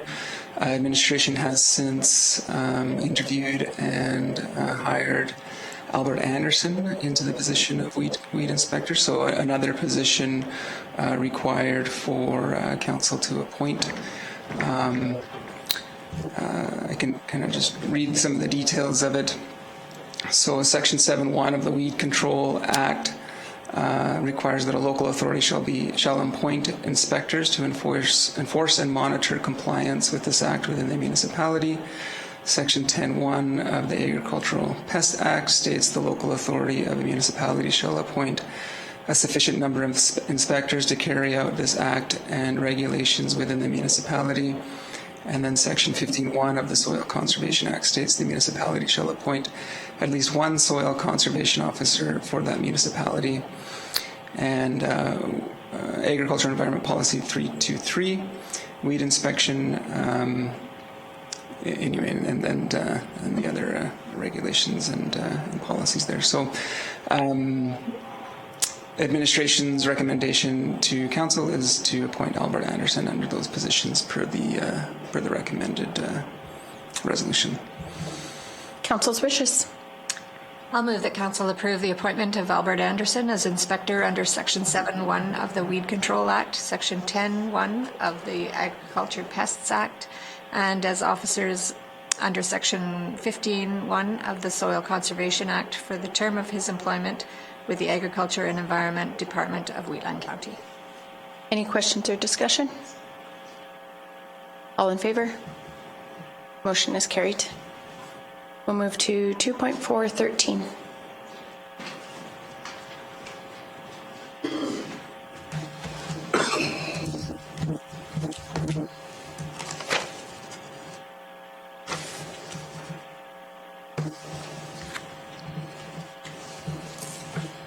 Good morning, Council. Bryce Mackin, Manager of Technical Services, presenting the Redland Water Servicing Local Improvement Plan. Today we have two resolutions to review. In December of 2020, the Wheatland Regional Corporation, WRC, completed Phase 3 of the regional water system. This phase saw the existing potable water transmission line extended through Redland to service Rosebud. The new transmission line presents an opportunity to provide potable water services to the community of Redland. On July 5th, Council directed administration to proceed with the preparation of a local improvement plan for providing potable water servicing to the community, as well as holding a public engagement session with the Redland residents to inform and present the information about the local improvement plan. And then once we had it drafted, to present the plan back to Council for approval, and that's where we are today. On July 11th, the county held the engagement session with the property owners in Redland and presented information about the local improvement process as defined in Division 7 of the Municipal Government Act, specifically as it pertains to the installation of potable water distribution system. As part of the engagement, we reviewed possible designs and layouts for the county-owned and operated potable water system to provide water servicing to the Redland residents who expressed interest in participating in the local improvement. We had presented a map to the residents, and we had each resident that attended the meeting come in and identify their parcel and where they'd be interested in having a connection. Administration proceeded to work with legal in the preparation of a local improvement plan in accordance with subsection 393(1), section 394, and section 395 of the MGA to draft a local improvement plan providing underground potable water distribution infrastructure within the community of Redland. I'll kind of summarize the process. So local improvement included the summary of what is included in the local improvement plan for Redland water servicing. This includes, the local improvement plan includes a description of the proposed local improvement, identifies the parcels of land in respect of which the local improvement tax will be imposed, identifies the person who will be liable to pay the local improvement tax, states whether the tax rate is to be based on assessment prepared in accordance with Part 9 of the MGA, each parcel of land, each unit of frontage, or each unit of area. The estimated cost of the local improvement, including actual costs of buying any land necessary for the local improvement, the capital cost of undertaking the local improvement, the cost of professional services needed for the local improvement, the cost of repaying any existing debt on a facility that is to be replaced or rehabilitated, and any other expenses incidental to the undertaking of the local improvement and to the raising of revenue to pay for it. The period over which the cost of the local improvement will be spread, the portion of the estimated cost of the local improvement proposed to be paid by the municipality from revenue raised by the local improvement tax or from any other sources of revenue, and also must include any other information the proponents of the local improvement consider necessary. So those are what is required in the local improvement plan itself. Once a local improvement plan has been approved, notice must be sent out to all persons who will be liable to pay the local improvement tax. This notice must include a summary of the information included in the improvement plan. Recipients of the notice have an opportunity to object to the proposed local improvement by filing a petition with the CAO within 30 days from the notices being sent. This is all per the MGA. If there is a valid position against the local improvement plan, then council is prevented from proceeding with the project. For a petition to a local improvement plan to be valid, it must be signed by 2/3 of the owners who would be liable to pay the local improvement tax, and the owners who have signed the petition must represent at least half of the value of the assessments prepared under Part 9 for the parcels of land in respect of which the tax will be imposed. However, after the expiry of 1 year from the petition being declared sufficient, council may re-notify the persons who would be liable to pay local improvement tax declared sufficient. Council may re-notify the persons who would be liable to pay the local improvement tax. This provides council the opportunity to start the process over again with respect to the local improvement after the expiry of 1 year. So that is if a petition comes in against the local improvement plan, you have to wait a year before we revisit it, if we want to. If a sufficient petition objecting to the local improvement plan is not filed with the CAO within 30 days, council may undertake the local improvement and impose the local improvement tax at any time in the 3 years following sending of the notices.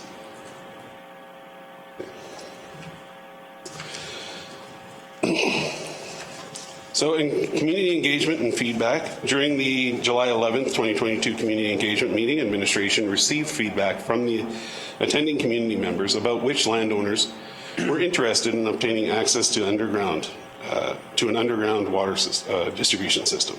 Not all members of the community attended the meeting, so the attending members offered to try and contact all landowners within Redland who did not attend the meeting and provide county contact information. Administration has received no additional communications from missing community members and confirmed that the attending members had no additional information from those missing members. Based on the feedback the county received from the local community members that the county was able to directly contact, administration, with the support of the county's engineering consultant, established a water distribution system layout to service each of the parcels of land owned by landowners who expressed interest in having access to the distribution network. A layout drawing of the proposed distribution network is enclosed within the attachment. I wonder if, oops, we can scroll to it.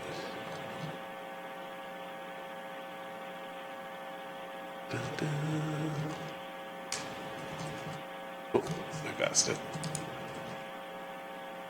That is the map and layout based on discussions with the community. So I don't know how well we can see it on the screen, but hopefully, basically a line connecting to the WRC transmission line that will run to a water meter vault. That water meter vault will be kind of the main area for all the backflow preventers, pressure reducing valves, as well as the meter itself that the WRC would use to charge the county for water usage. From that vault, the system then goes along, I can't even read it right now. Is that First Ave on the top? Yep.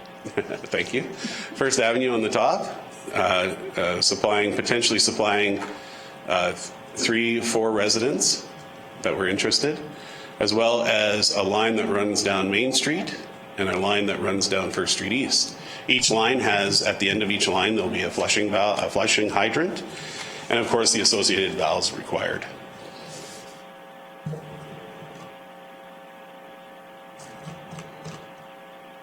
Back to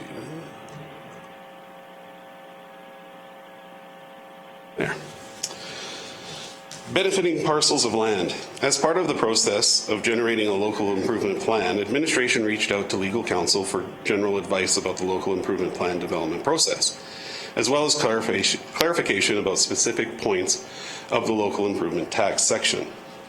One question administration asked was in relation to sentence 402 of the MGA, which outlines when council must revise the local improvement tax bylaw. The mechanisms that initiate a revision to the improvement tax are a subdivision of parcel of land, a consolidation of multiple parcels of land, or a change in planned subdivision. A guiding principle for the implementation of a local improvement plan and tax, which was reinforced through legal opinion received by the county, is that each parcel of land benefiting from the local improvement must bear an appropriate share of the local improvement tax. A parcel of land that sits adjacent to the water distribution line that can tie into the line is considered to benefit from the construction of the water line. As such, that parcel would need to be included in the proportional share of the local improvement tax, regardless of when, if ever, a water connection was made between the parcel and the water distribution link. So to refer back to our map,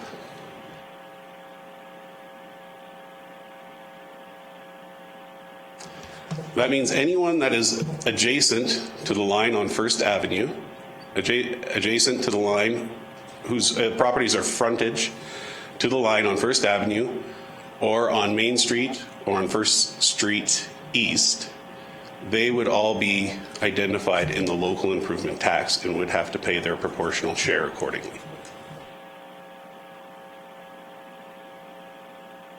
Is there more properties than there are residences? Well, I think we're going to get to that, maybe. I think we have a chart in here. There we go. So, the following table summarizes the results of the contact and communication county administration has had with the residents of Redland. It also shows how many parcels of land and the associated number of landowners that would benefit from the proposed local improvement. So overall, Redland has 15 land parcels represented with 11 different owners. There was a letter sent to council from some of the residents dated 2022, 04/24, April 24th. That letter was signed by 6 owners, which represented 9 parcels of the community. The public engagement held on July 11th, 2022. We had 5 owners come to the meeting representing 8 of the parcels of property in Redland. In that meeting,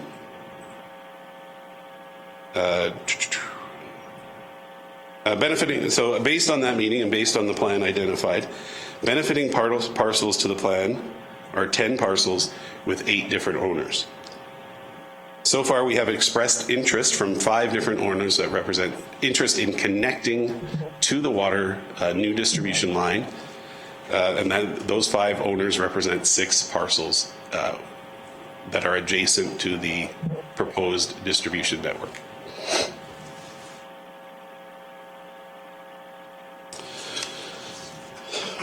Initiating the creation of a local improvement plan per the MGA can happen in 2 ways: at the initiative of council, or through a petition by a group of landowners that represents 2/3 of the landowners that would represent the local improvement. While initial discussions about providing water servicing infrastructure to Redland were initiated by members of the Redland community, the creation of the current local improvement plan was formally directed by means of the mechanism described in Item 1, Initiative of Council. Further, if council approves the local improvement plan, the MGA stipulates that the impacted landowners can petition against the local improvement within 30 days, as mentioned before. Based on the information provided in the summary table in the previous section of the report, less than 2/3 of the landowners of the impacted parcels of land have expressed an interest to the county to gain access to potable water infrastructure. Further, access to this potable water infrastructure.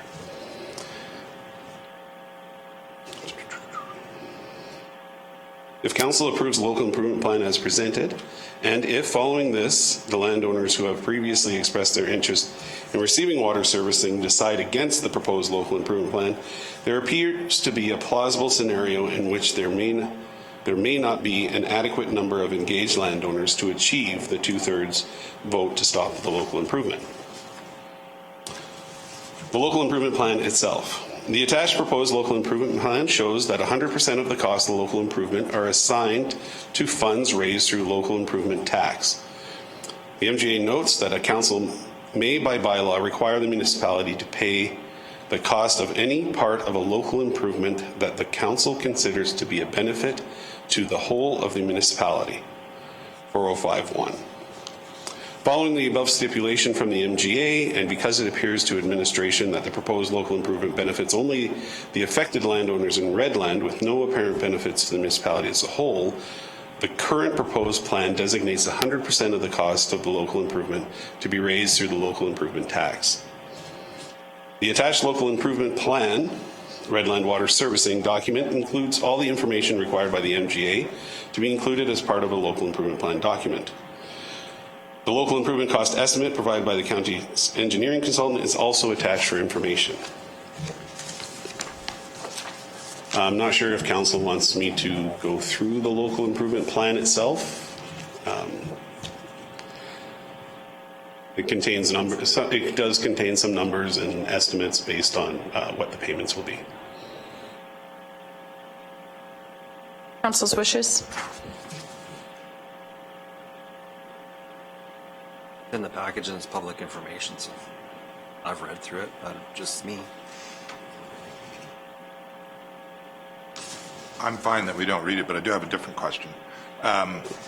So if we look at that chart that's still up there, just help me understand. It says that there's 15 parcels of land represented and 11 owners on the top one, and then if we go down to the bottom two, benefited parcels and expressed interest, 10 plus 6 is 16, which doesn't match up to 15, and 8 plus 5 is 13, which doesn't match up to 11. So I'm sure there's a good reason for it. I just didn't quite get it as I was looking through it. Certainly. I'll try and go through this and hopefully clarify that. So through the chair, Redland overall, so that's the overall number of parcels identified within the Redland community. There are 11 different owners of those 15 parcels. So that's number one. That's pretty easy. Yeah. The letter to council, I'm just going to go through the whole thing, I'm sorry. The letter to council, that letter was signed by 6 owners that represent 9 parcels. Straightforward. Piece of cake. Tended to public engagement? Piece of cake. All right. So benefiting parcels of the local improvement plan. So the local improvement plan as presented here and as per the map that we showed below, that map identifies 10 parcels that can connect or are adjacent to that water infrastructure. 10 parcels benefit from the proposed infrastructure that will be in place. There are 8 owners of those 10 parcels. When we had our meeting and in our discussions with the community residents, of those 8 owners, 6 have provided or expressed an interest in connecting to this system. Sorry, 5, I read the wrong line. 5 owners of the 8 that will benefit have expressed an interest in connecting to the future water line.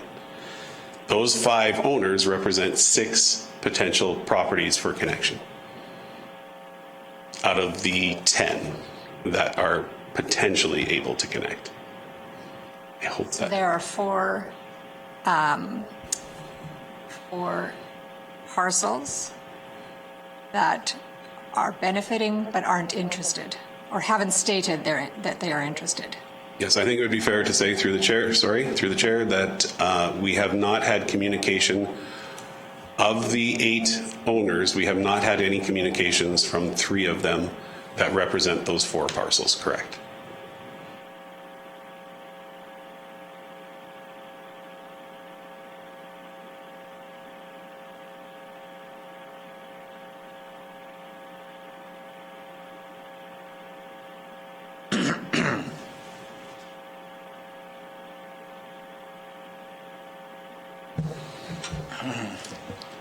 I can accept it, sorry.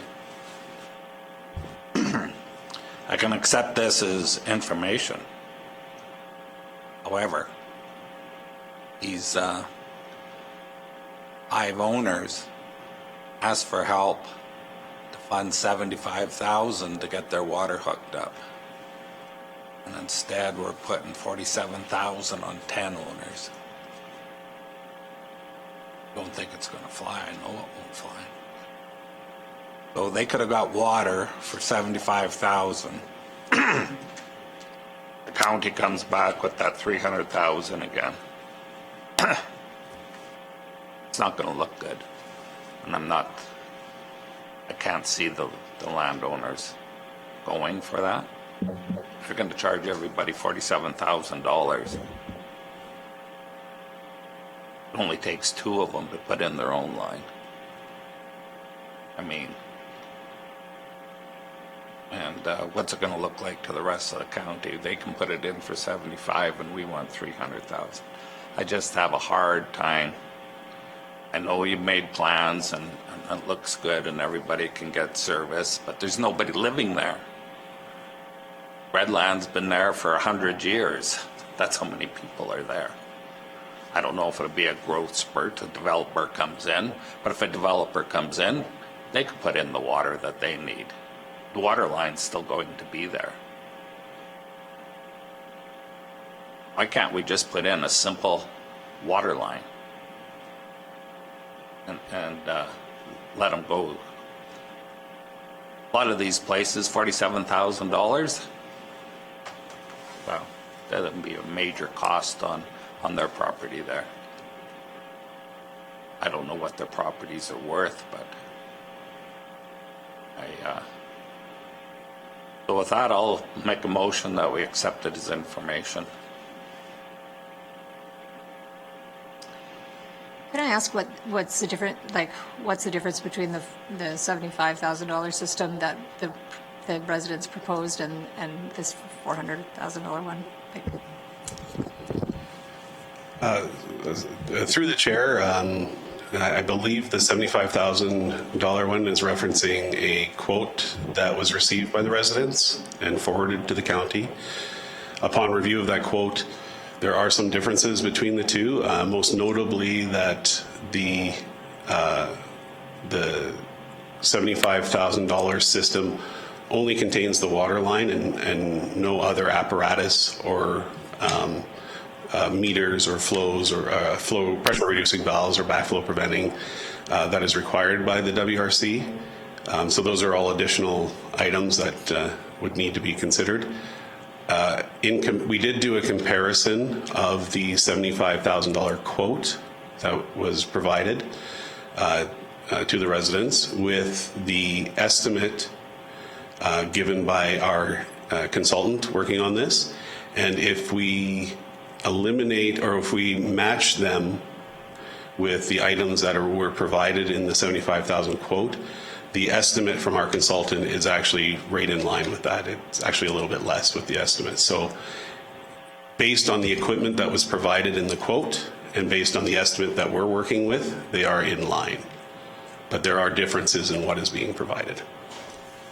Is it a difference in quality of materials as well, or is it just the extra equipment that we are required to have on, like a? Through the chair, it's just the equipment. The materials are all similar. The quality, the sizing, the lengths of material, quantities. That's all been adjusted for that comparison. It's really just the requirements of to have meters, pressure reducing valves. Those items in our presentation, that pressure reducing vault, or the flow meter vault, identifies most of that infrastructure. In the quote for the residents, I think, and I couldn't confirm this, that would have to be between them and the WRC or the contractor.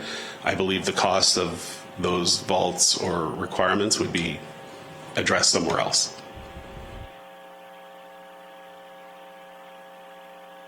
Councillor Eckert and then Councillor Kuster. Just for clarification, with the county-based system, there's a basically, for lack of a better word, there's one big cistern that is trickle flowed into, and then it's dispersed out into each one of the individual units, like each one of the individual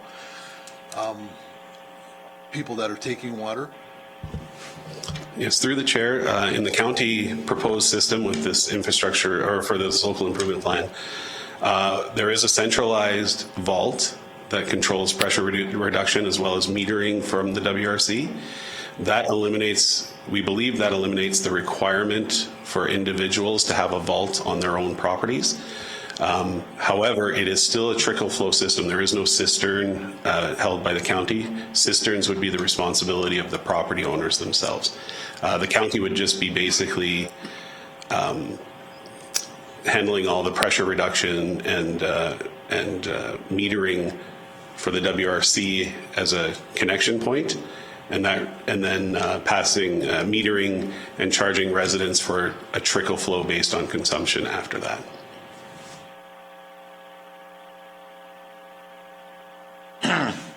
I believe the same thing, that 75,000 had a vault and have a meter in it, and then the line trickled off to the properties, and it stopped at their curb stop, I guess you would call it. And then it was the landowner's responsibility to hook it up to their house and put a cistern in and a water meter, I guess. So this 400,000 or the 300,000 plus interest doesn't get it hooked up to their house, I don't think. It just gets it to their curb stop, right? Property line, more or less. Correct. That does not connect it to their property line. It only brings the water line adjacent to their property line. So the 75,000 put up a 2-inch line across the top there and down one side. And everybody that wanted water could draw it off of that line. That was the other line, just one house down there. And I don't even know if they want help. I don't even know if the land sale went through. And those other properties on the front, they can draw it straight off the line if they want it. Just, it's right there. It's a curb stop, right? You're saying the $75,000 option only had one, went across the top and went down one street? Yeah. If I may, through the chair, the Main Street line was not part of the $75,000 quote. It was only the First Street East, if I believe. Is that correct? Yeah. And nobody lives down that Main Street one. Yeah, the Main Street line, through the chair, the Main Street line was identified based on our engagement to one of the property owners identified that they would like a connection along this street. So that line was included to include the entire street.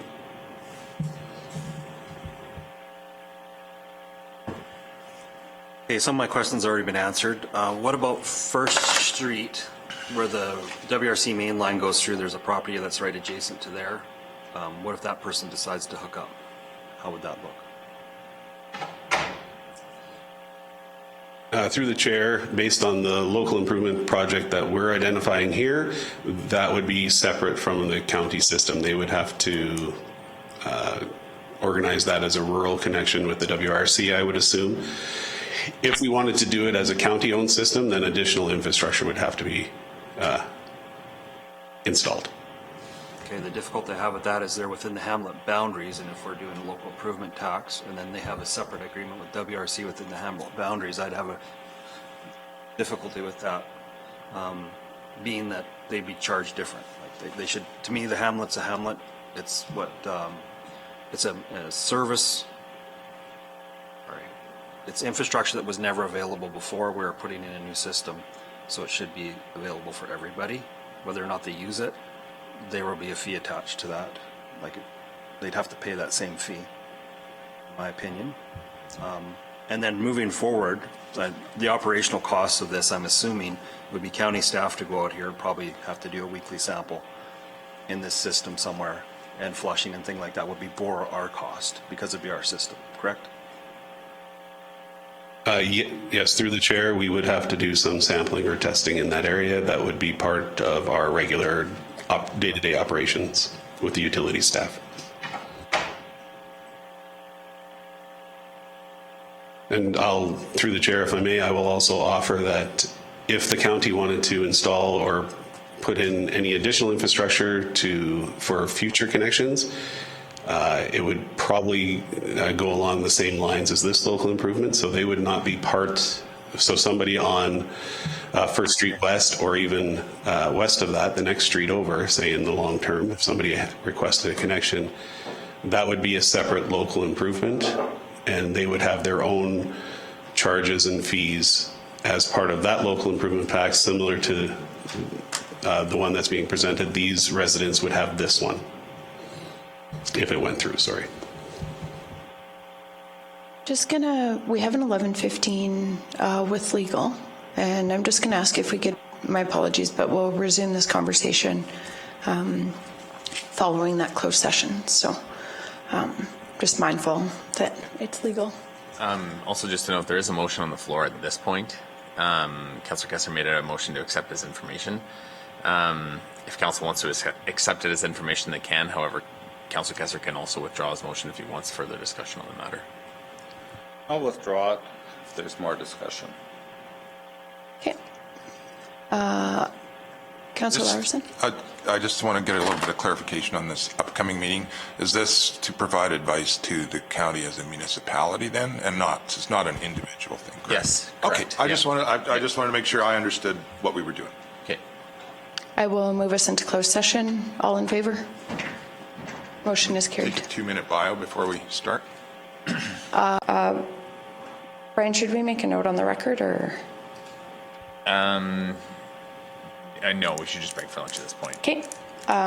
We will break for lunch. We'll reconvene at 1 o'clock. 1 o'clock. Thanks, everybody. Good afternoon. We'll call the meeting back to order. We will resume our discussion on 2.413, Redland Water.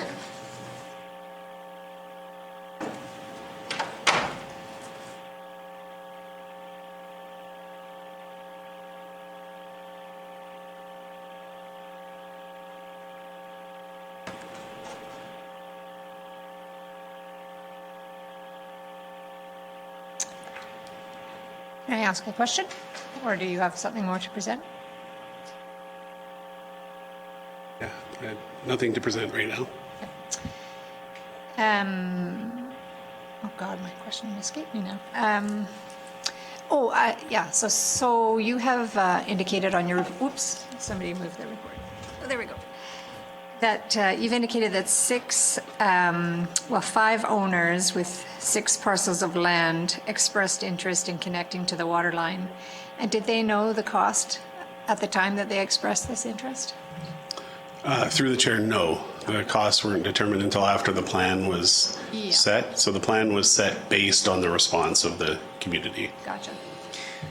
If I might add to that a little bit too, if I may, through the chair.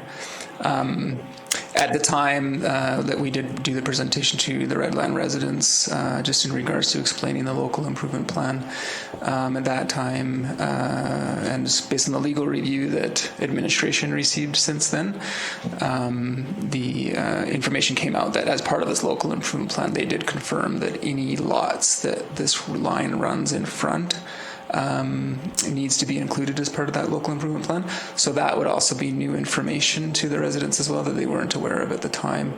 And so the additional lots, when we say, hey, there's more lots than individuals that wanted to hook up, that's because, that was new information as well. So the fact that there are additional lots in addition to the lots that have houses on them that wanted hookups would also be new. So we'd have 4 parcels that haven't expressed any interest that would be assessed this $47,000. That's correct. And one of those lots would be obviously allotted 2 lots to one of those individuals. Yeah. So. Yeah. Councillor Kester. Yes,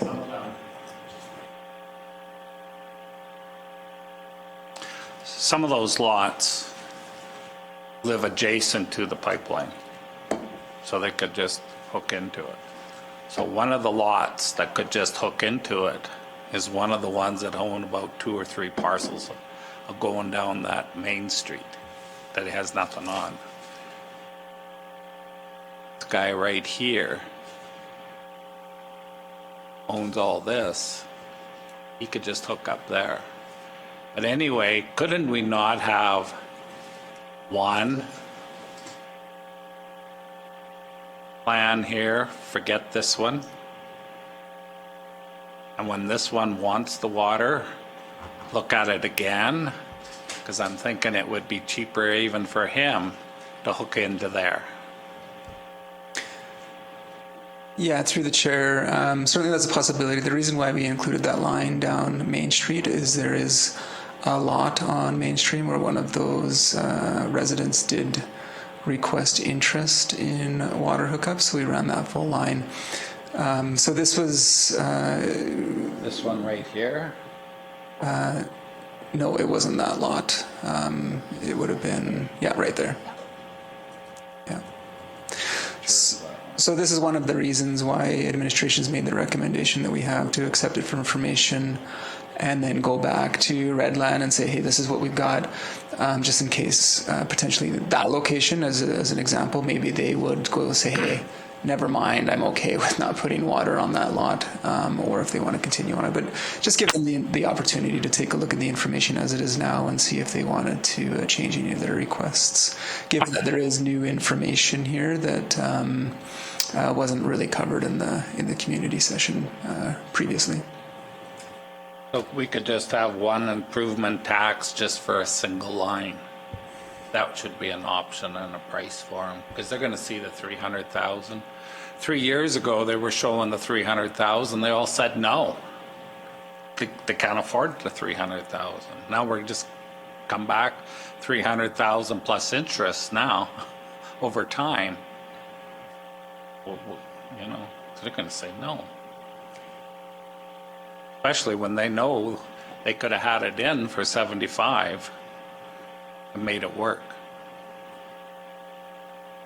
County's going to have egg on its face. It's just, unless we come up with another plan to sell it to them. Because how do you explain the difference to people out there that live there and are paying for it?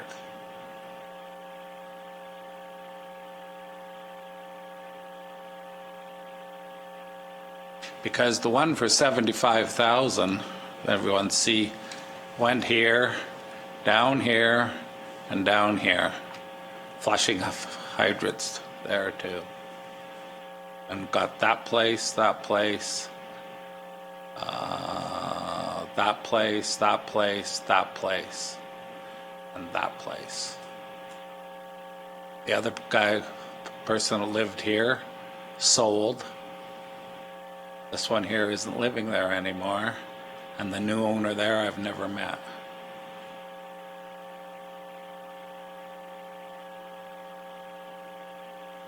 So I'll make a motion again to accept his information. If there's any more questions. And then when the next motion comes, put on this one first. Any other questions or discussion? Councillor Larson. So if, and this predates me, so I just need a little bit of background on here. The original $75,000 quote came from the Wheatland Regional Corporation? I can clarify. Private. Oh, a private company. Okay, good. Yeah. It was addressed to And the Wheatland group Regional Corporation. themselves got, it was Nibs. They got him, and he's been there since the start. He does most of the WRC I see. installations. and he gave them that quote last fall. So I guess then just help me understand this. So if they don't like this, can they not just go ahead and do it that way without us? Well, I think they're having trouble swallowing some of them the 75,000. Right. Right? So they come and they ask for some help in paying the 75,000. Right, and that's what I remember. Okay, so there's half a dozen of them. We could have paid half of it for them, or 75,000 on an improvement tax. Maybe they would go for that. But it's hard for people that don't have a house there to have to pay for that. I mean, and I get that, but the part of my question, and this is mostly for administration, once the county's going to take this over, the quote from NIB Construction doesn't really matter, because if the county's going to own this infrastructure, for lack of better words, it has to be maintained to the county standards, and it's different than the original thing. Or I'm just trying to wrap my head around, is it just that one line that made it quadruple in price, or is it because of other issues? Maybe if we can go to that quote page, bring that up on screen, that might be helpful.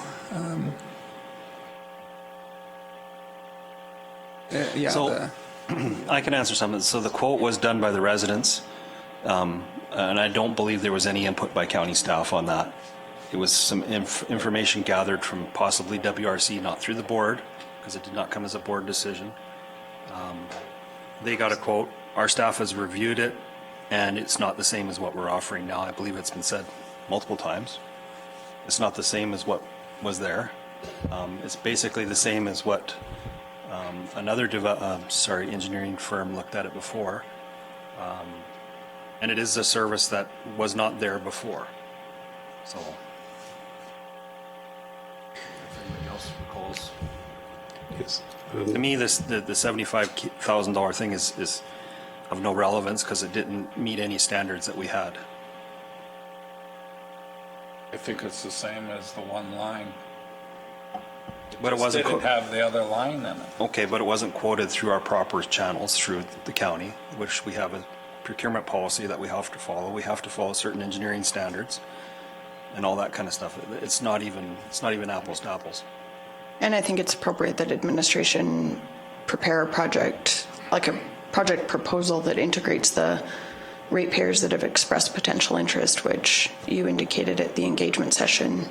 The second secondary line, there was interest expressed, and thus the inclusion of that into the proposal.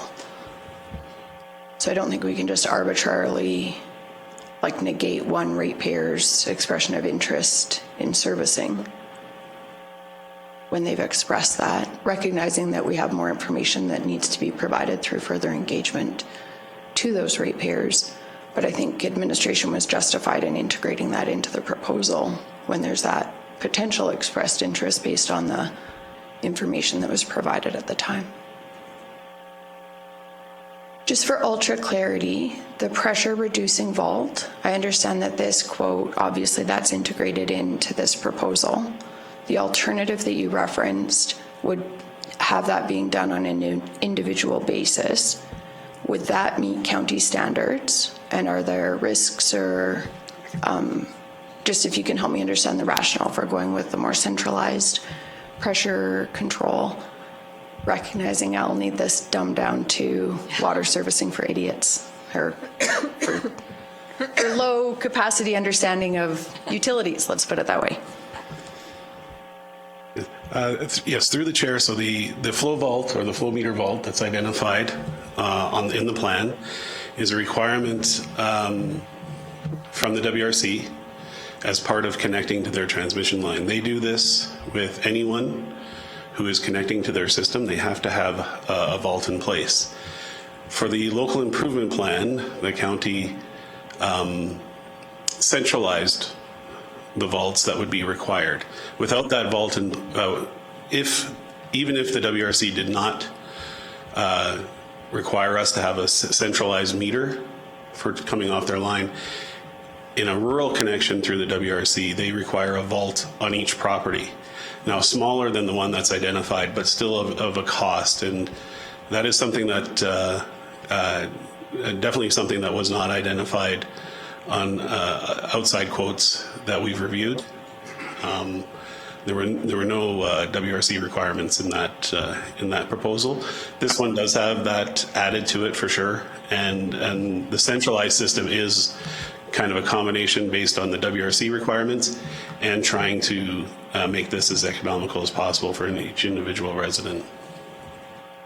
Is there value for us as well in monitoring our utility in the hamlet by having that centralized versus having that be on an individual basis? Like in terms of monitoring our system there, yes, so if we're providing it? Through the chair, in this local improvement plan, we do have a centralized meter off of the WRC line, and we also would require individual meters at each home.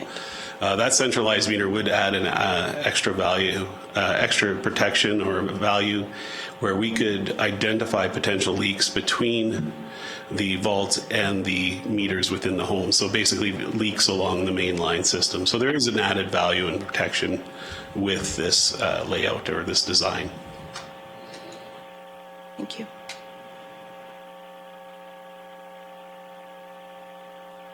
Other questions or discussion? I think we should have it move forward with resolution 2. I don't want to make the motion. I'd prefer that the local councillor did, because it gets it back to the people. The information's there. If they don't want it, they will come back to us and say that the people have little to no interest, and we know it is. This is the only option we have that is done through the channels of our administration that I'm sure have conversed with WRC about connection points and what they require and everything, and done it. So I think it's the only path forward. Yeah, we do have a motion on the floor right now to accept for information. Just want to make sure if there's any other questions or discussion. Call the question. All in favor? Motion is carried. I'll move that we direct administration to hold a community engagement meeting with the Redland residents. And if we should include an option for a local improvement tax on just one line. Do you want to repeat the motion, Councillor Kester? That administration hold a community engagement with the Redland residents and explain the local improvement plan. And there should be an option of just having the one line. I forget, is it Main Street or First Street that only has the one hookup?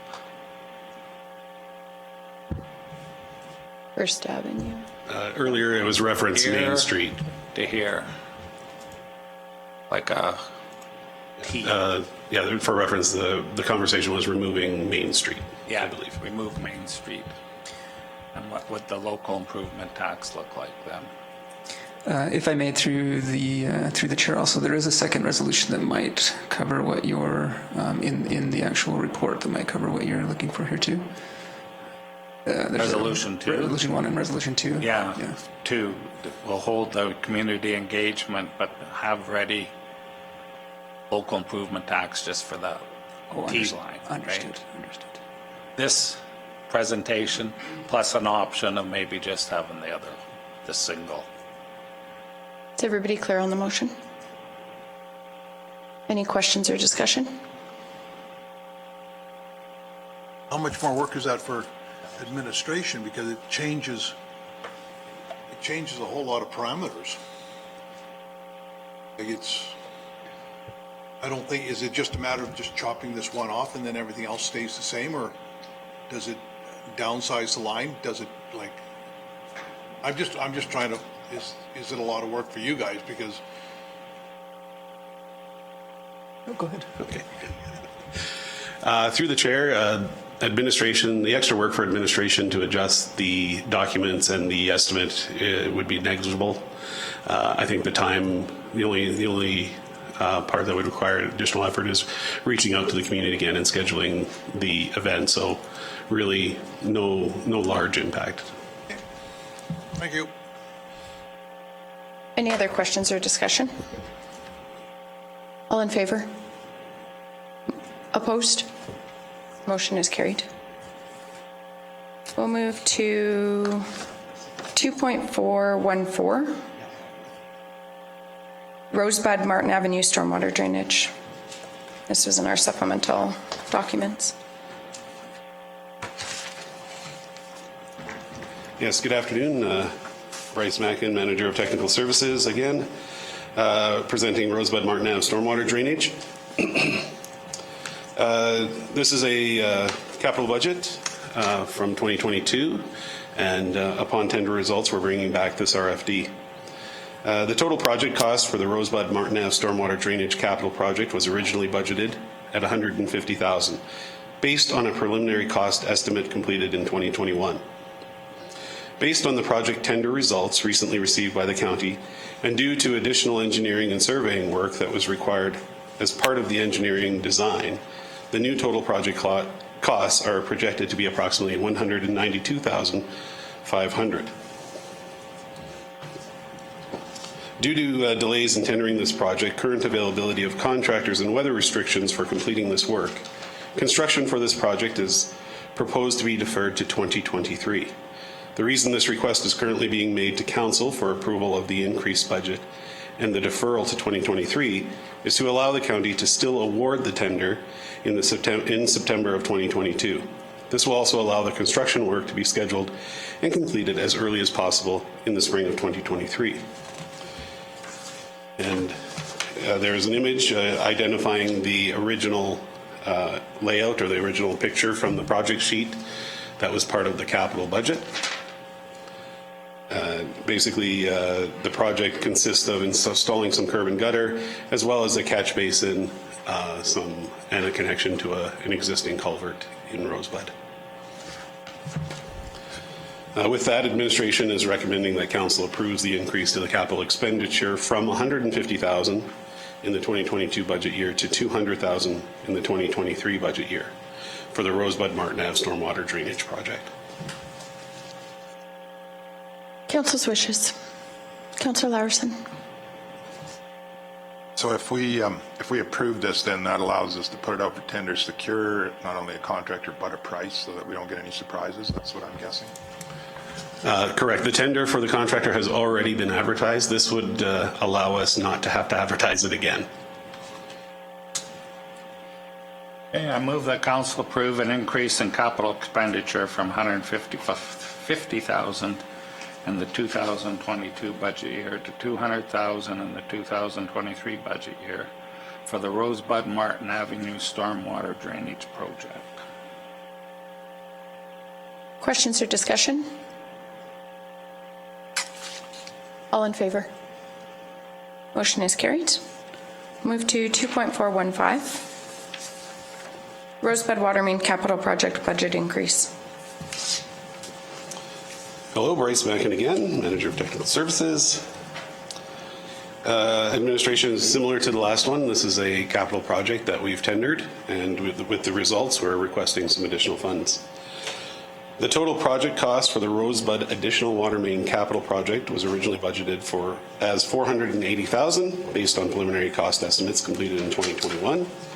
Based on project tender results recently received by the county, the new total project costs are projected to be approximately $563,000. The addition of the looping line was identified as being required for the water distribution system as a result of the utility infrastructure study completed for Rosebud in 2022. The additional line is required for the purpose of providing adequate fire flows for the hamlet. It also provides the looped water main system, which is beneficial for providing continual water supply in the event of unplanned outages or planned maintenance to the water main.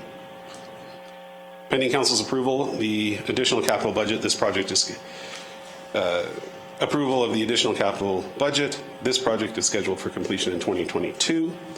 And again, with the package, shows the image from the original project sheet that was approved for 2022 that shows the looping line going around to the east side of the community. Administration is recommending that Council approves an increase in the capital expenditure from $480,000 to $570,000 for the 2022 budget year for the Rosebud additional water main capital project. That concludes my presentation. Council's wishes. Councillor Kester. You're going to do the work this year, yeah?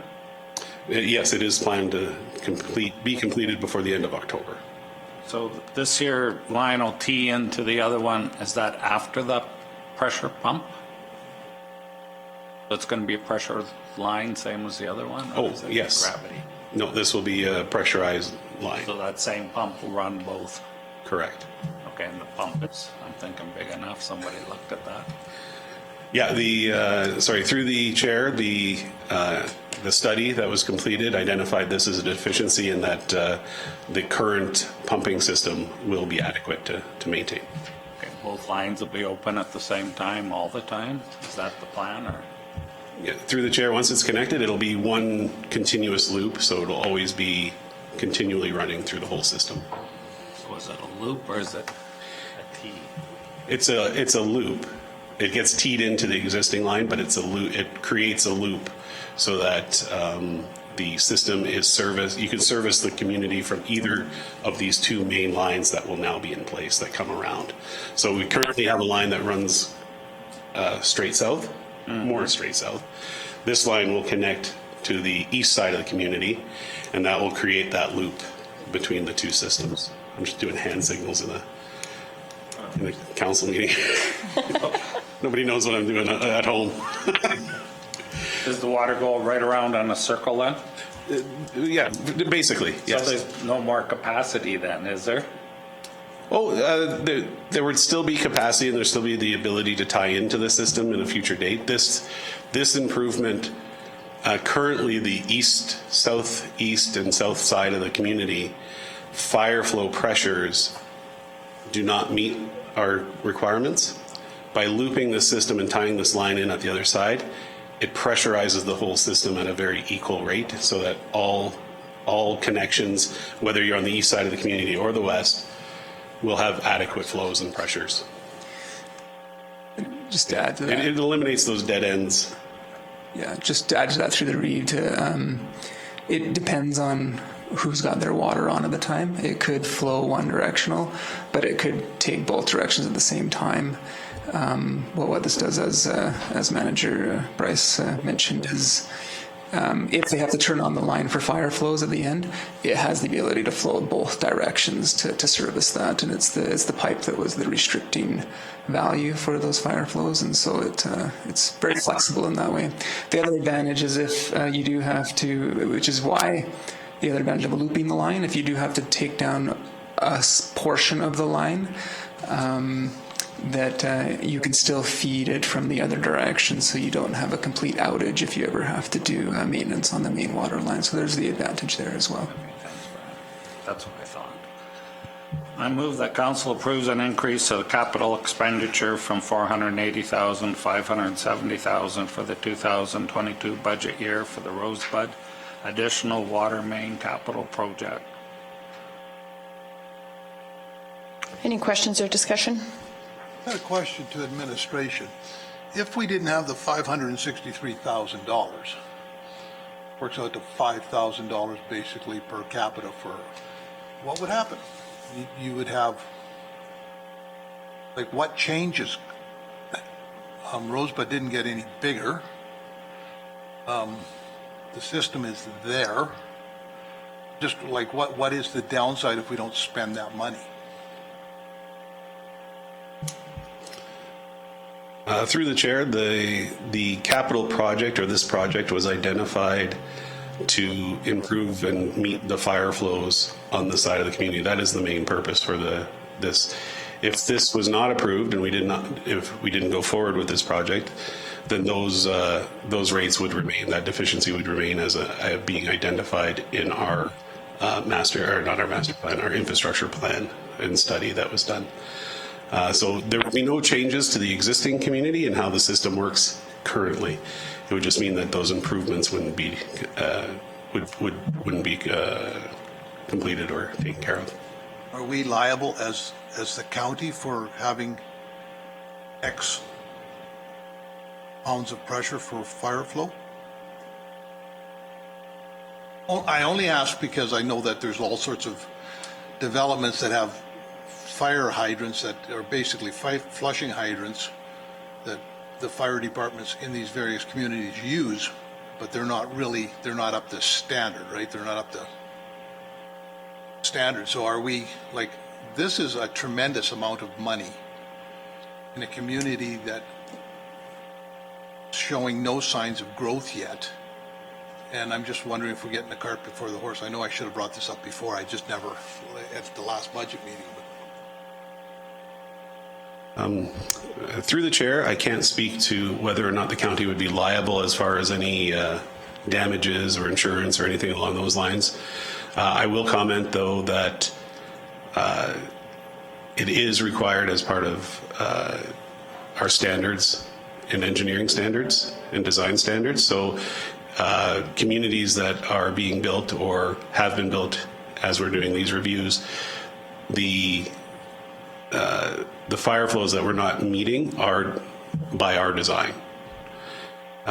We have set those standards as a requirement for our communities.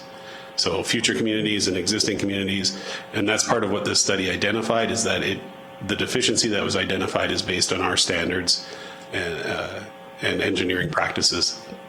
So as far as liability purposes, though, I don't think I can answer that question today. But these are standards we set. Like we, the county, set these standards. Yeah, through the chair, those are based on county standards, based on engineering recommendations that we have for the flows that are required. But that is a question that administration could take away and bring back to council as far as what liability the county would have. I don't want to guess at it right now without asking somebody with that expertise, either from a law perspective or from an insurance perspective. But this line, as Manager Mackin has explained, is there to provide the capacity, the fire flow capacity that is required by our county standards per the engineering recommendations that the county has received in the past. Thank you.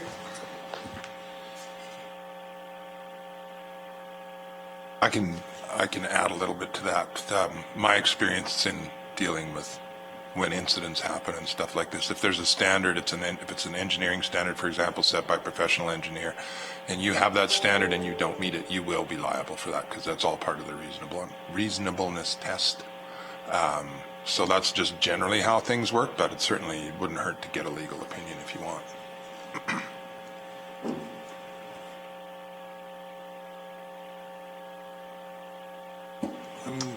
Questioning whether we need to bother with a legal opinion, because I'm thinking that this is probably the last hamlet that is going to be brought up to snuff for standards, right? So I would assume that all the other hamlets that have services, their fire hydrants are at the right. Like Gleason, Carsland, Speargrass. I know Muirfield would be, because that would be part of the. Through the chair, so the county administration currently runs the studies, as aforementioned study, the one that was completed in Rosebud. We run a cycle of them through the communities. As we run these studies, those studies then create potential capital projects based on deficiencies identified. So as far as will a community ever need more or need more improvements, I can't answer that off the top of my head right now, but I can say that we've had a study completed recently in Gleason, one in Rosebud, and Carsland as well. We just had Muirfields done this year, so we're getting some information back from Muirfield, which we're going to be working on for a presentation for council regarding some of the deficiencies and improvements identified, including roadways, water, sewer, storm. That's kind of where we base these reviews on. So administration currently plans and budgets to continue those, completing those studies, usually around every 5 to 6 years, depending on the community, depending on the issues that we're seeing the first time. But we're hoping that the next time we come into a community and do the same study, that the the work that we've done between studies has shown an improvement to the community. And I'm assuming that as we develop the asset management plan, that we would integrate like the outcomes of the studies into that, so that you're sort of checking off two boxes at the same time. Precisely. Through the chair, the asset management plan will just will work hand in hand with these studies. They'll work together to identify and help us identify and justify the capital plan moving forward. For me, I think if you create standards, we should try to meet them when we can. I think this is achievable. We should do it. Yeah, and I guess the only counter consideration to that is, and I might not be equating this properly in my mind, but if you look at building codes or building standards, you would have existing buildings that would have met code at the time, but may not meet, you could speak to this far better than I could, but may not meet code currently. And so things get grandfathered because they were built to the standard of the day. It might not be the same. I might be equating that incorrectly with infrastructure, but, when, say it was Gleason that was built under another municipal authority, they may have built it to the standard of the day or to the best of their knowledge at that time. We would be held to a different standard today and identify deficiencies. And then I guess it's just evaluating the trade-offs of bringing everything up to today's standard. And I do like that we're doing that in a phased approach. And I'm assuming this contributes to the asset management of this water main as well, because you're replacing it. I don't know where it is in its life cycle, but there may be more to it than just addressing the flows. Manager Mackin and then Councillor Kister. Yeah, sorry, I would just wanted to add, I was speaking to Brad, the GM here, and just wanted to add that on the other side of the standards side, we are currently planning a review of our existing standards. And so standards do change over time, and we do have to adjust from time to time, but consideration is given to the age of the community or when things were installed and those items as well. And just because the standards change doesn't always mean that it's going to be an increased cost to the county. We do have examples of some projects that we're reviewing right now based on some changes that we think are upcoming. So to try and keep those costs down or even adjust those projects based on a recommendation from the engineer that will actually lower the costs of some of these things. So it does go both ways. I just wanted to share that with you, and that we are looking at the other side of the standard side of things as well. Thank you. Any other questions? Councillor Kister. Correct me if I'm wrong, but I vaguely remember the present location of the Rosebud Fire Hall. Does it meet flows for, because this is really going to help them out for flows and that, filling fire trucks and stuff, is it not? Otherwise, they're pretty much kind of on the end of the line. I can remember him talking about it at the time, but I can't. I can't recall, through the chair, I can't recall if they were part of the improvement, but the community as a whole will see an improvement by looping this system and creating a loop system in the community. So they will be one of those impacted with the improvement. Any other questions or discussion?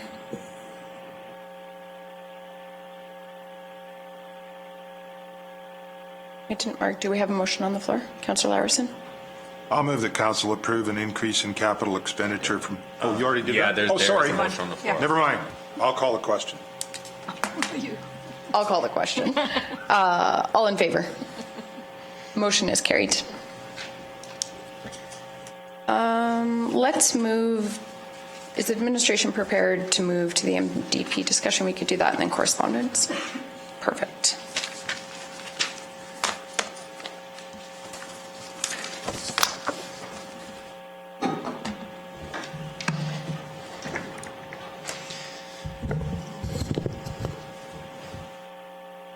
Hello again, Council. Stefan from Administration.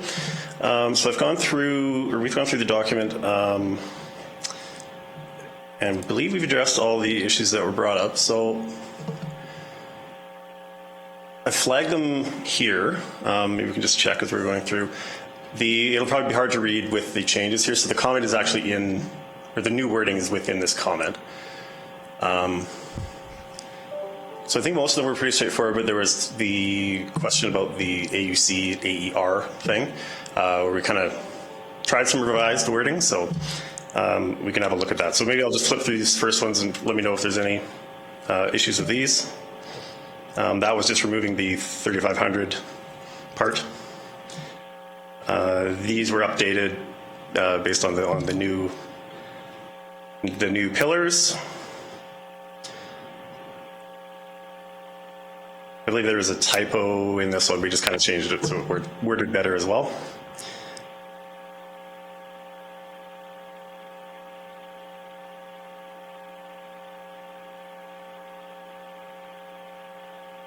Okay, so these are the ones that's kind of had the concerns. Let's see if I can zoom in a little bit.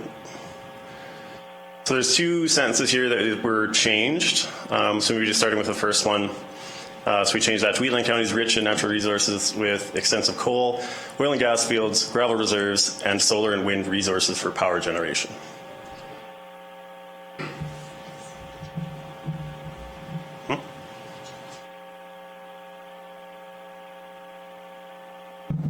I really like the new amended wording. I think it captures the balance and the nuance of different applications in the jurisdiction. Okay, great. And then how about this next sentence here? So this is how we've changed it, or no?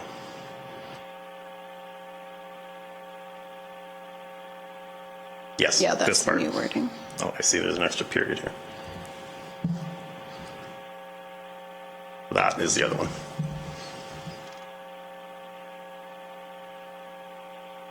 Is everybody comfortable with that? See any concerns? Okay.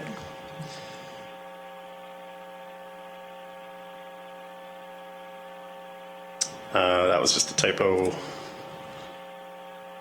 Alberta Environment Parks has been corrected. This one I slightly changed as well. I added the AUC because obviously we want to be able to respond to them as well and be involved in that process.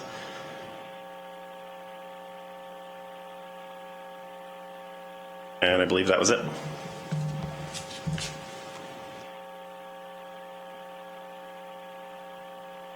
Excellent. So everybody's had an opportunity to see the wording of the proposed bylaw. Council's wishes. I move that council move first reading of bylaw 2022-11, this being the bylaw for the purpose of amending the bylaw 2013-18, the municipal development plan is shown on the attached Schedule A forming part of this bylaw. Any questions or discussion? All in favor? Motion is carried. I move that a public hearing for bylaw 2022-11 be scheduled for November 1st, 2022 at 9 a.m. in Wheatland County Council chambers. Any questions or discussion? All in favor? Motion is carried. We'll move to 3.1, correspondence.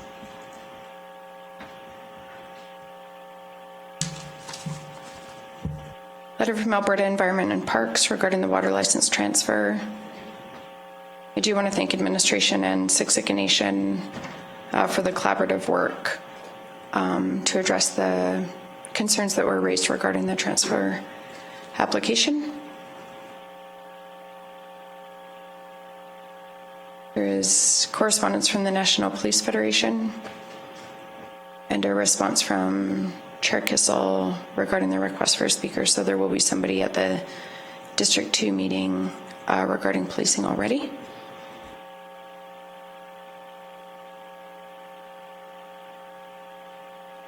Council's wishes. I'll move that council accept the following items as information as provided in the request for decision. letter from Alberta Environment and Parks correspondence dated September 9th, 2022 regarding water license transfer.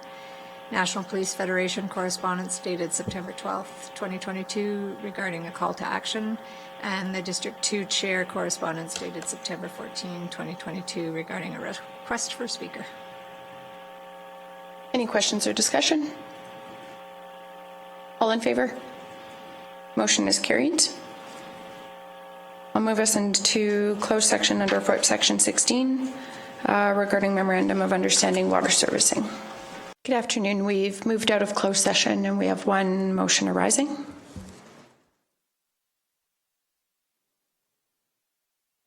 I'll make the motion that council directs administration to prepare a memorandum of understanding with CGC Inc. outlining the development process, project costs, roles and responsibilities for providing raw water to supplies lands located within the Goldfinch Industrial Area Industrial Area Structure Plan area.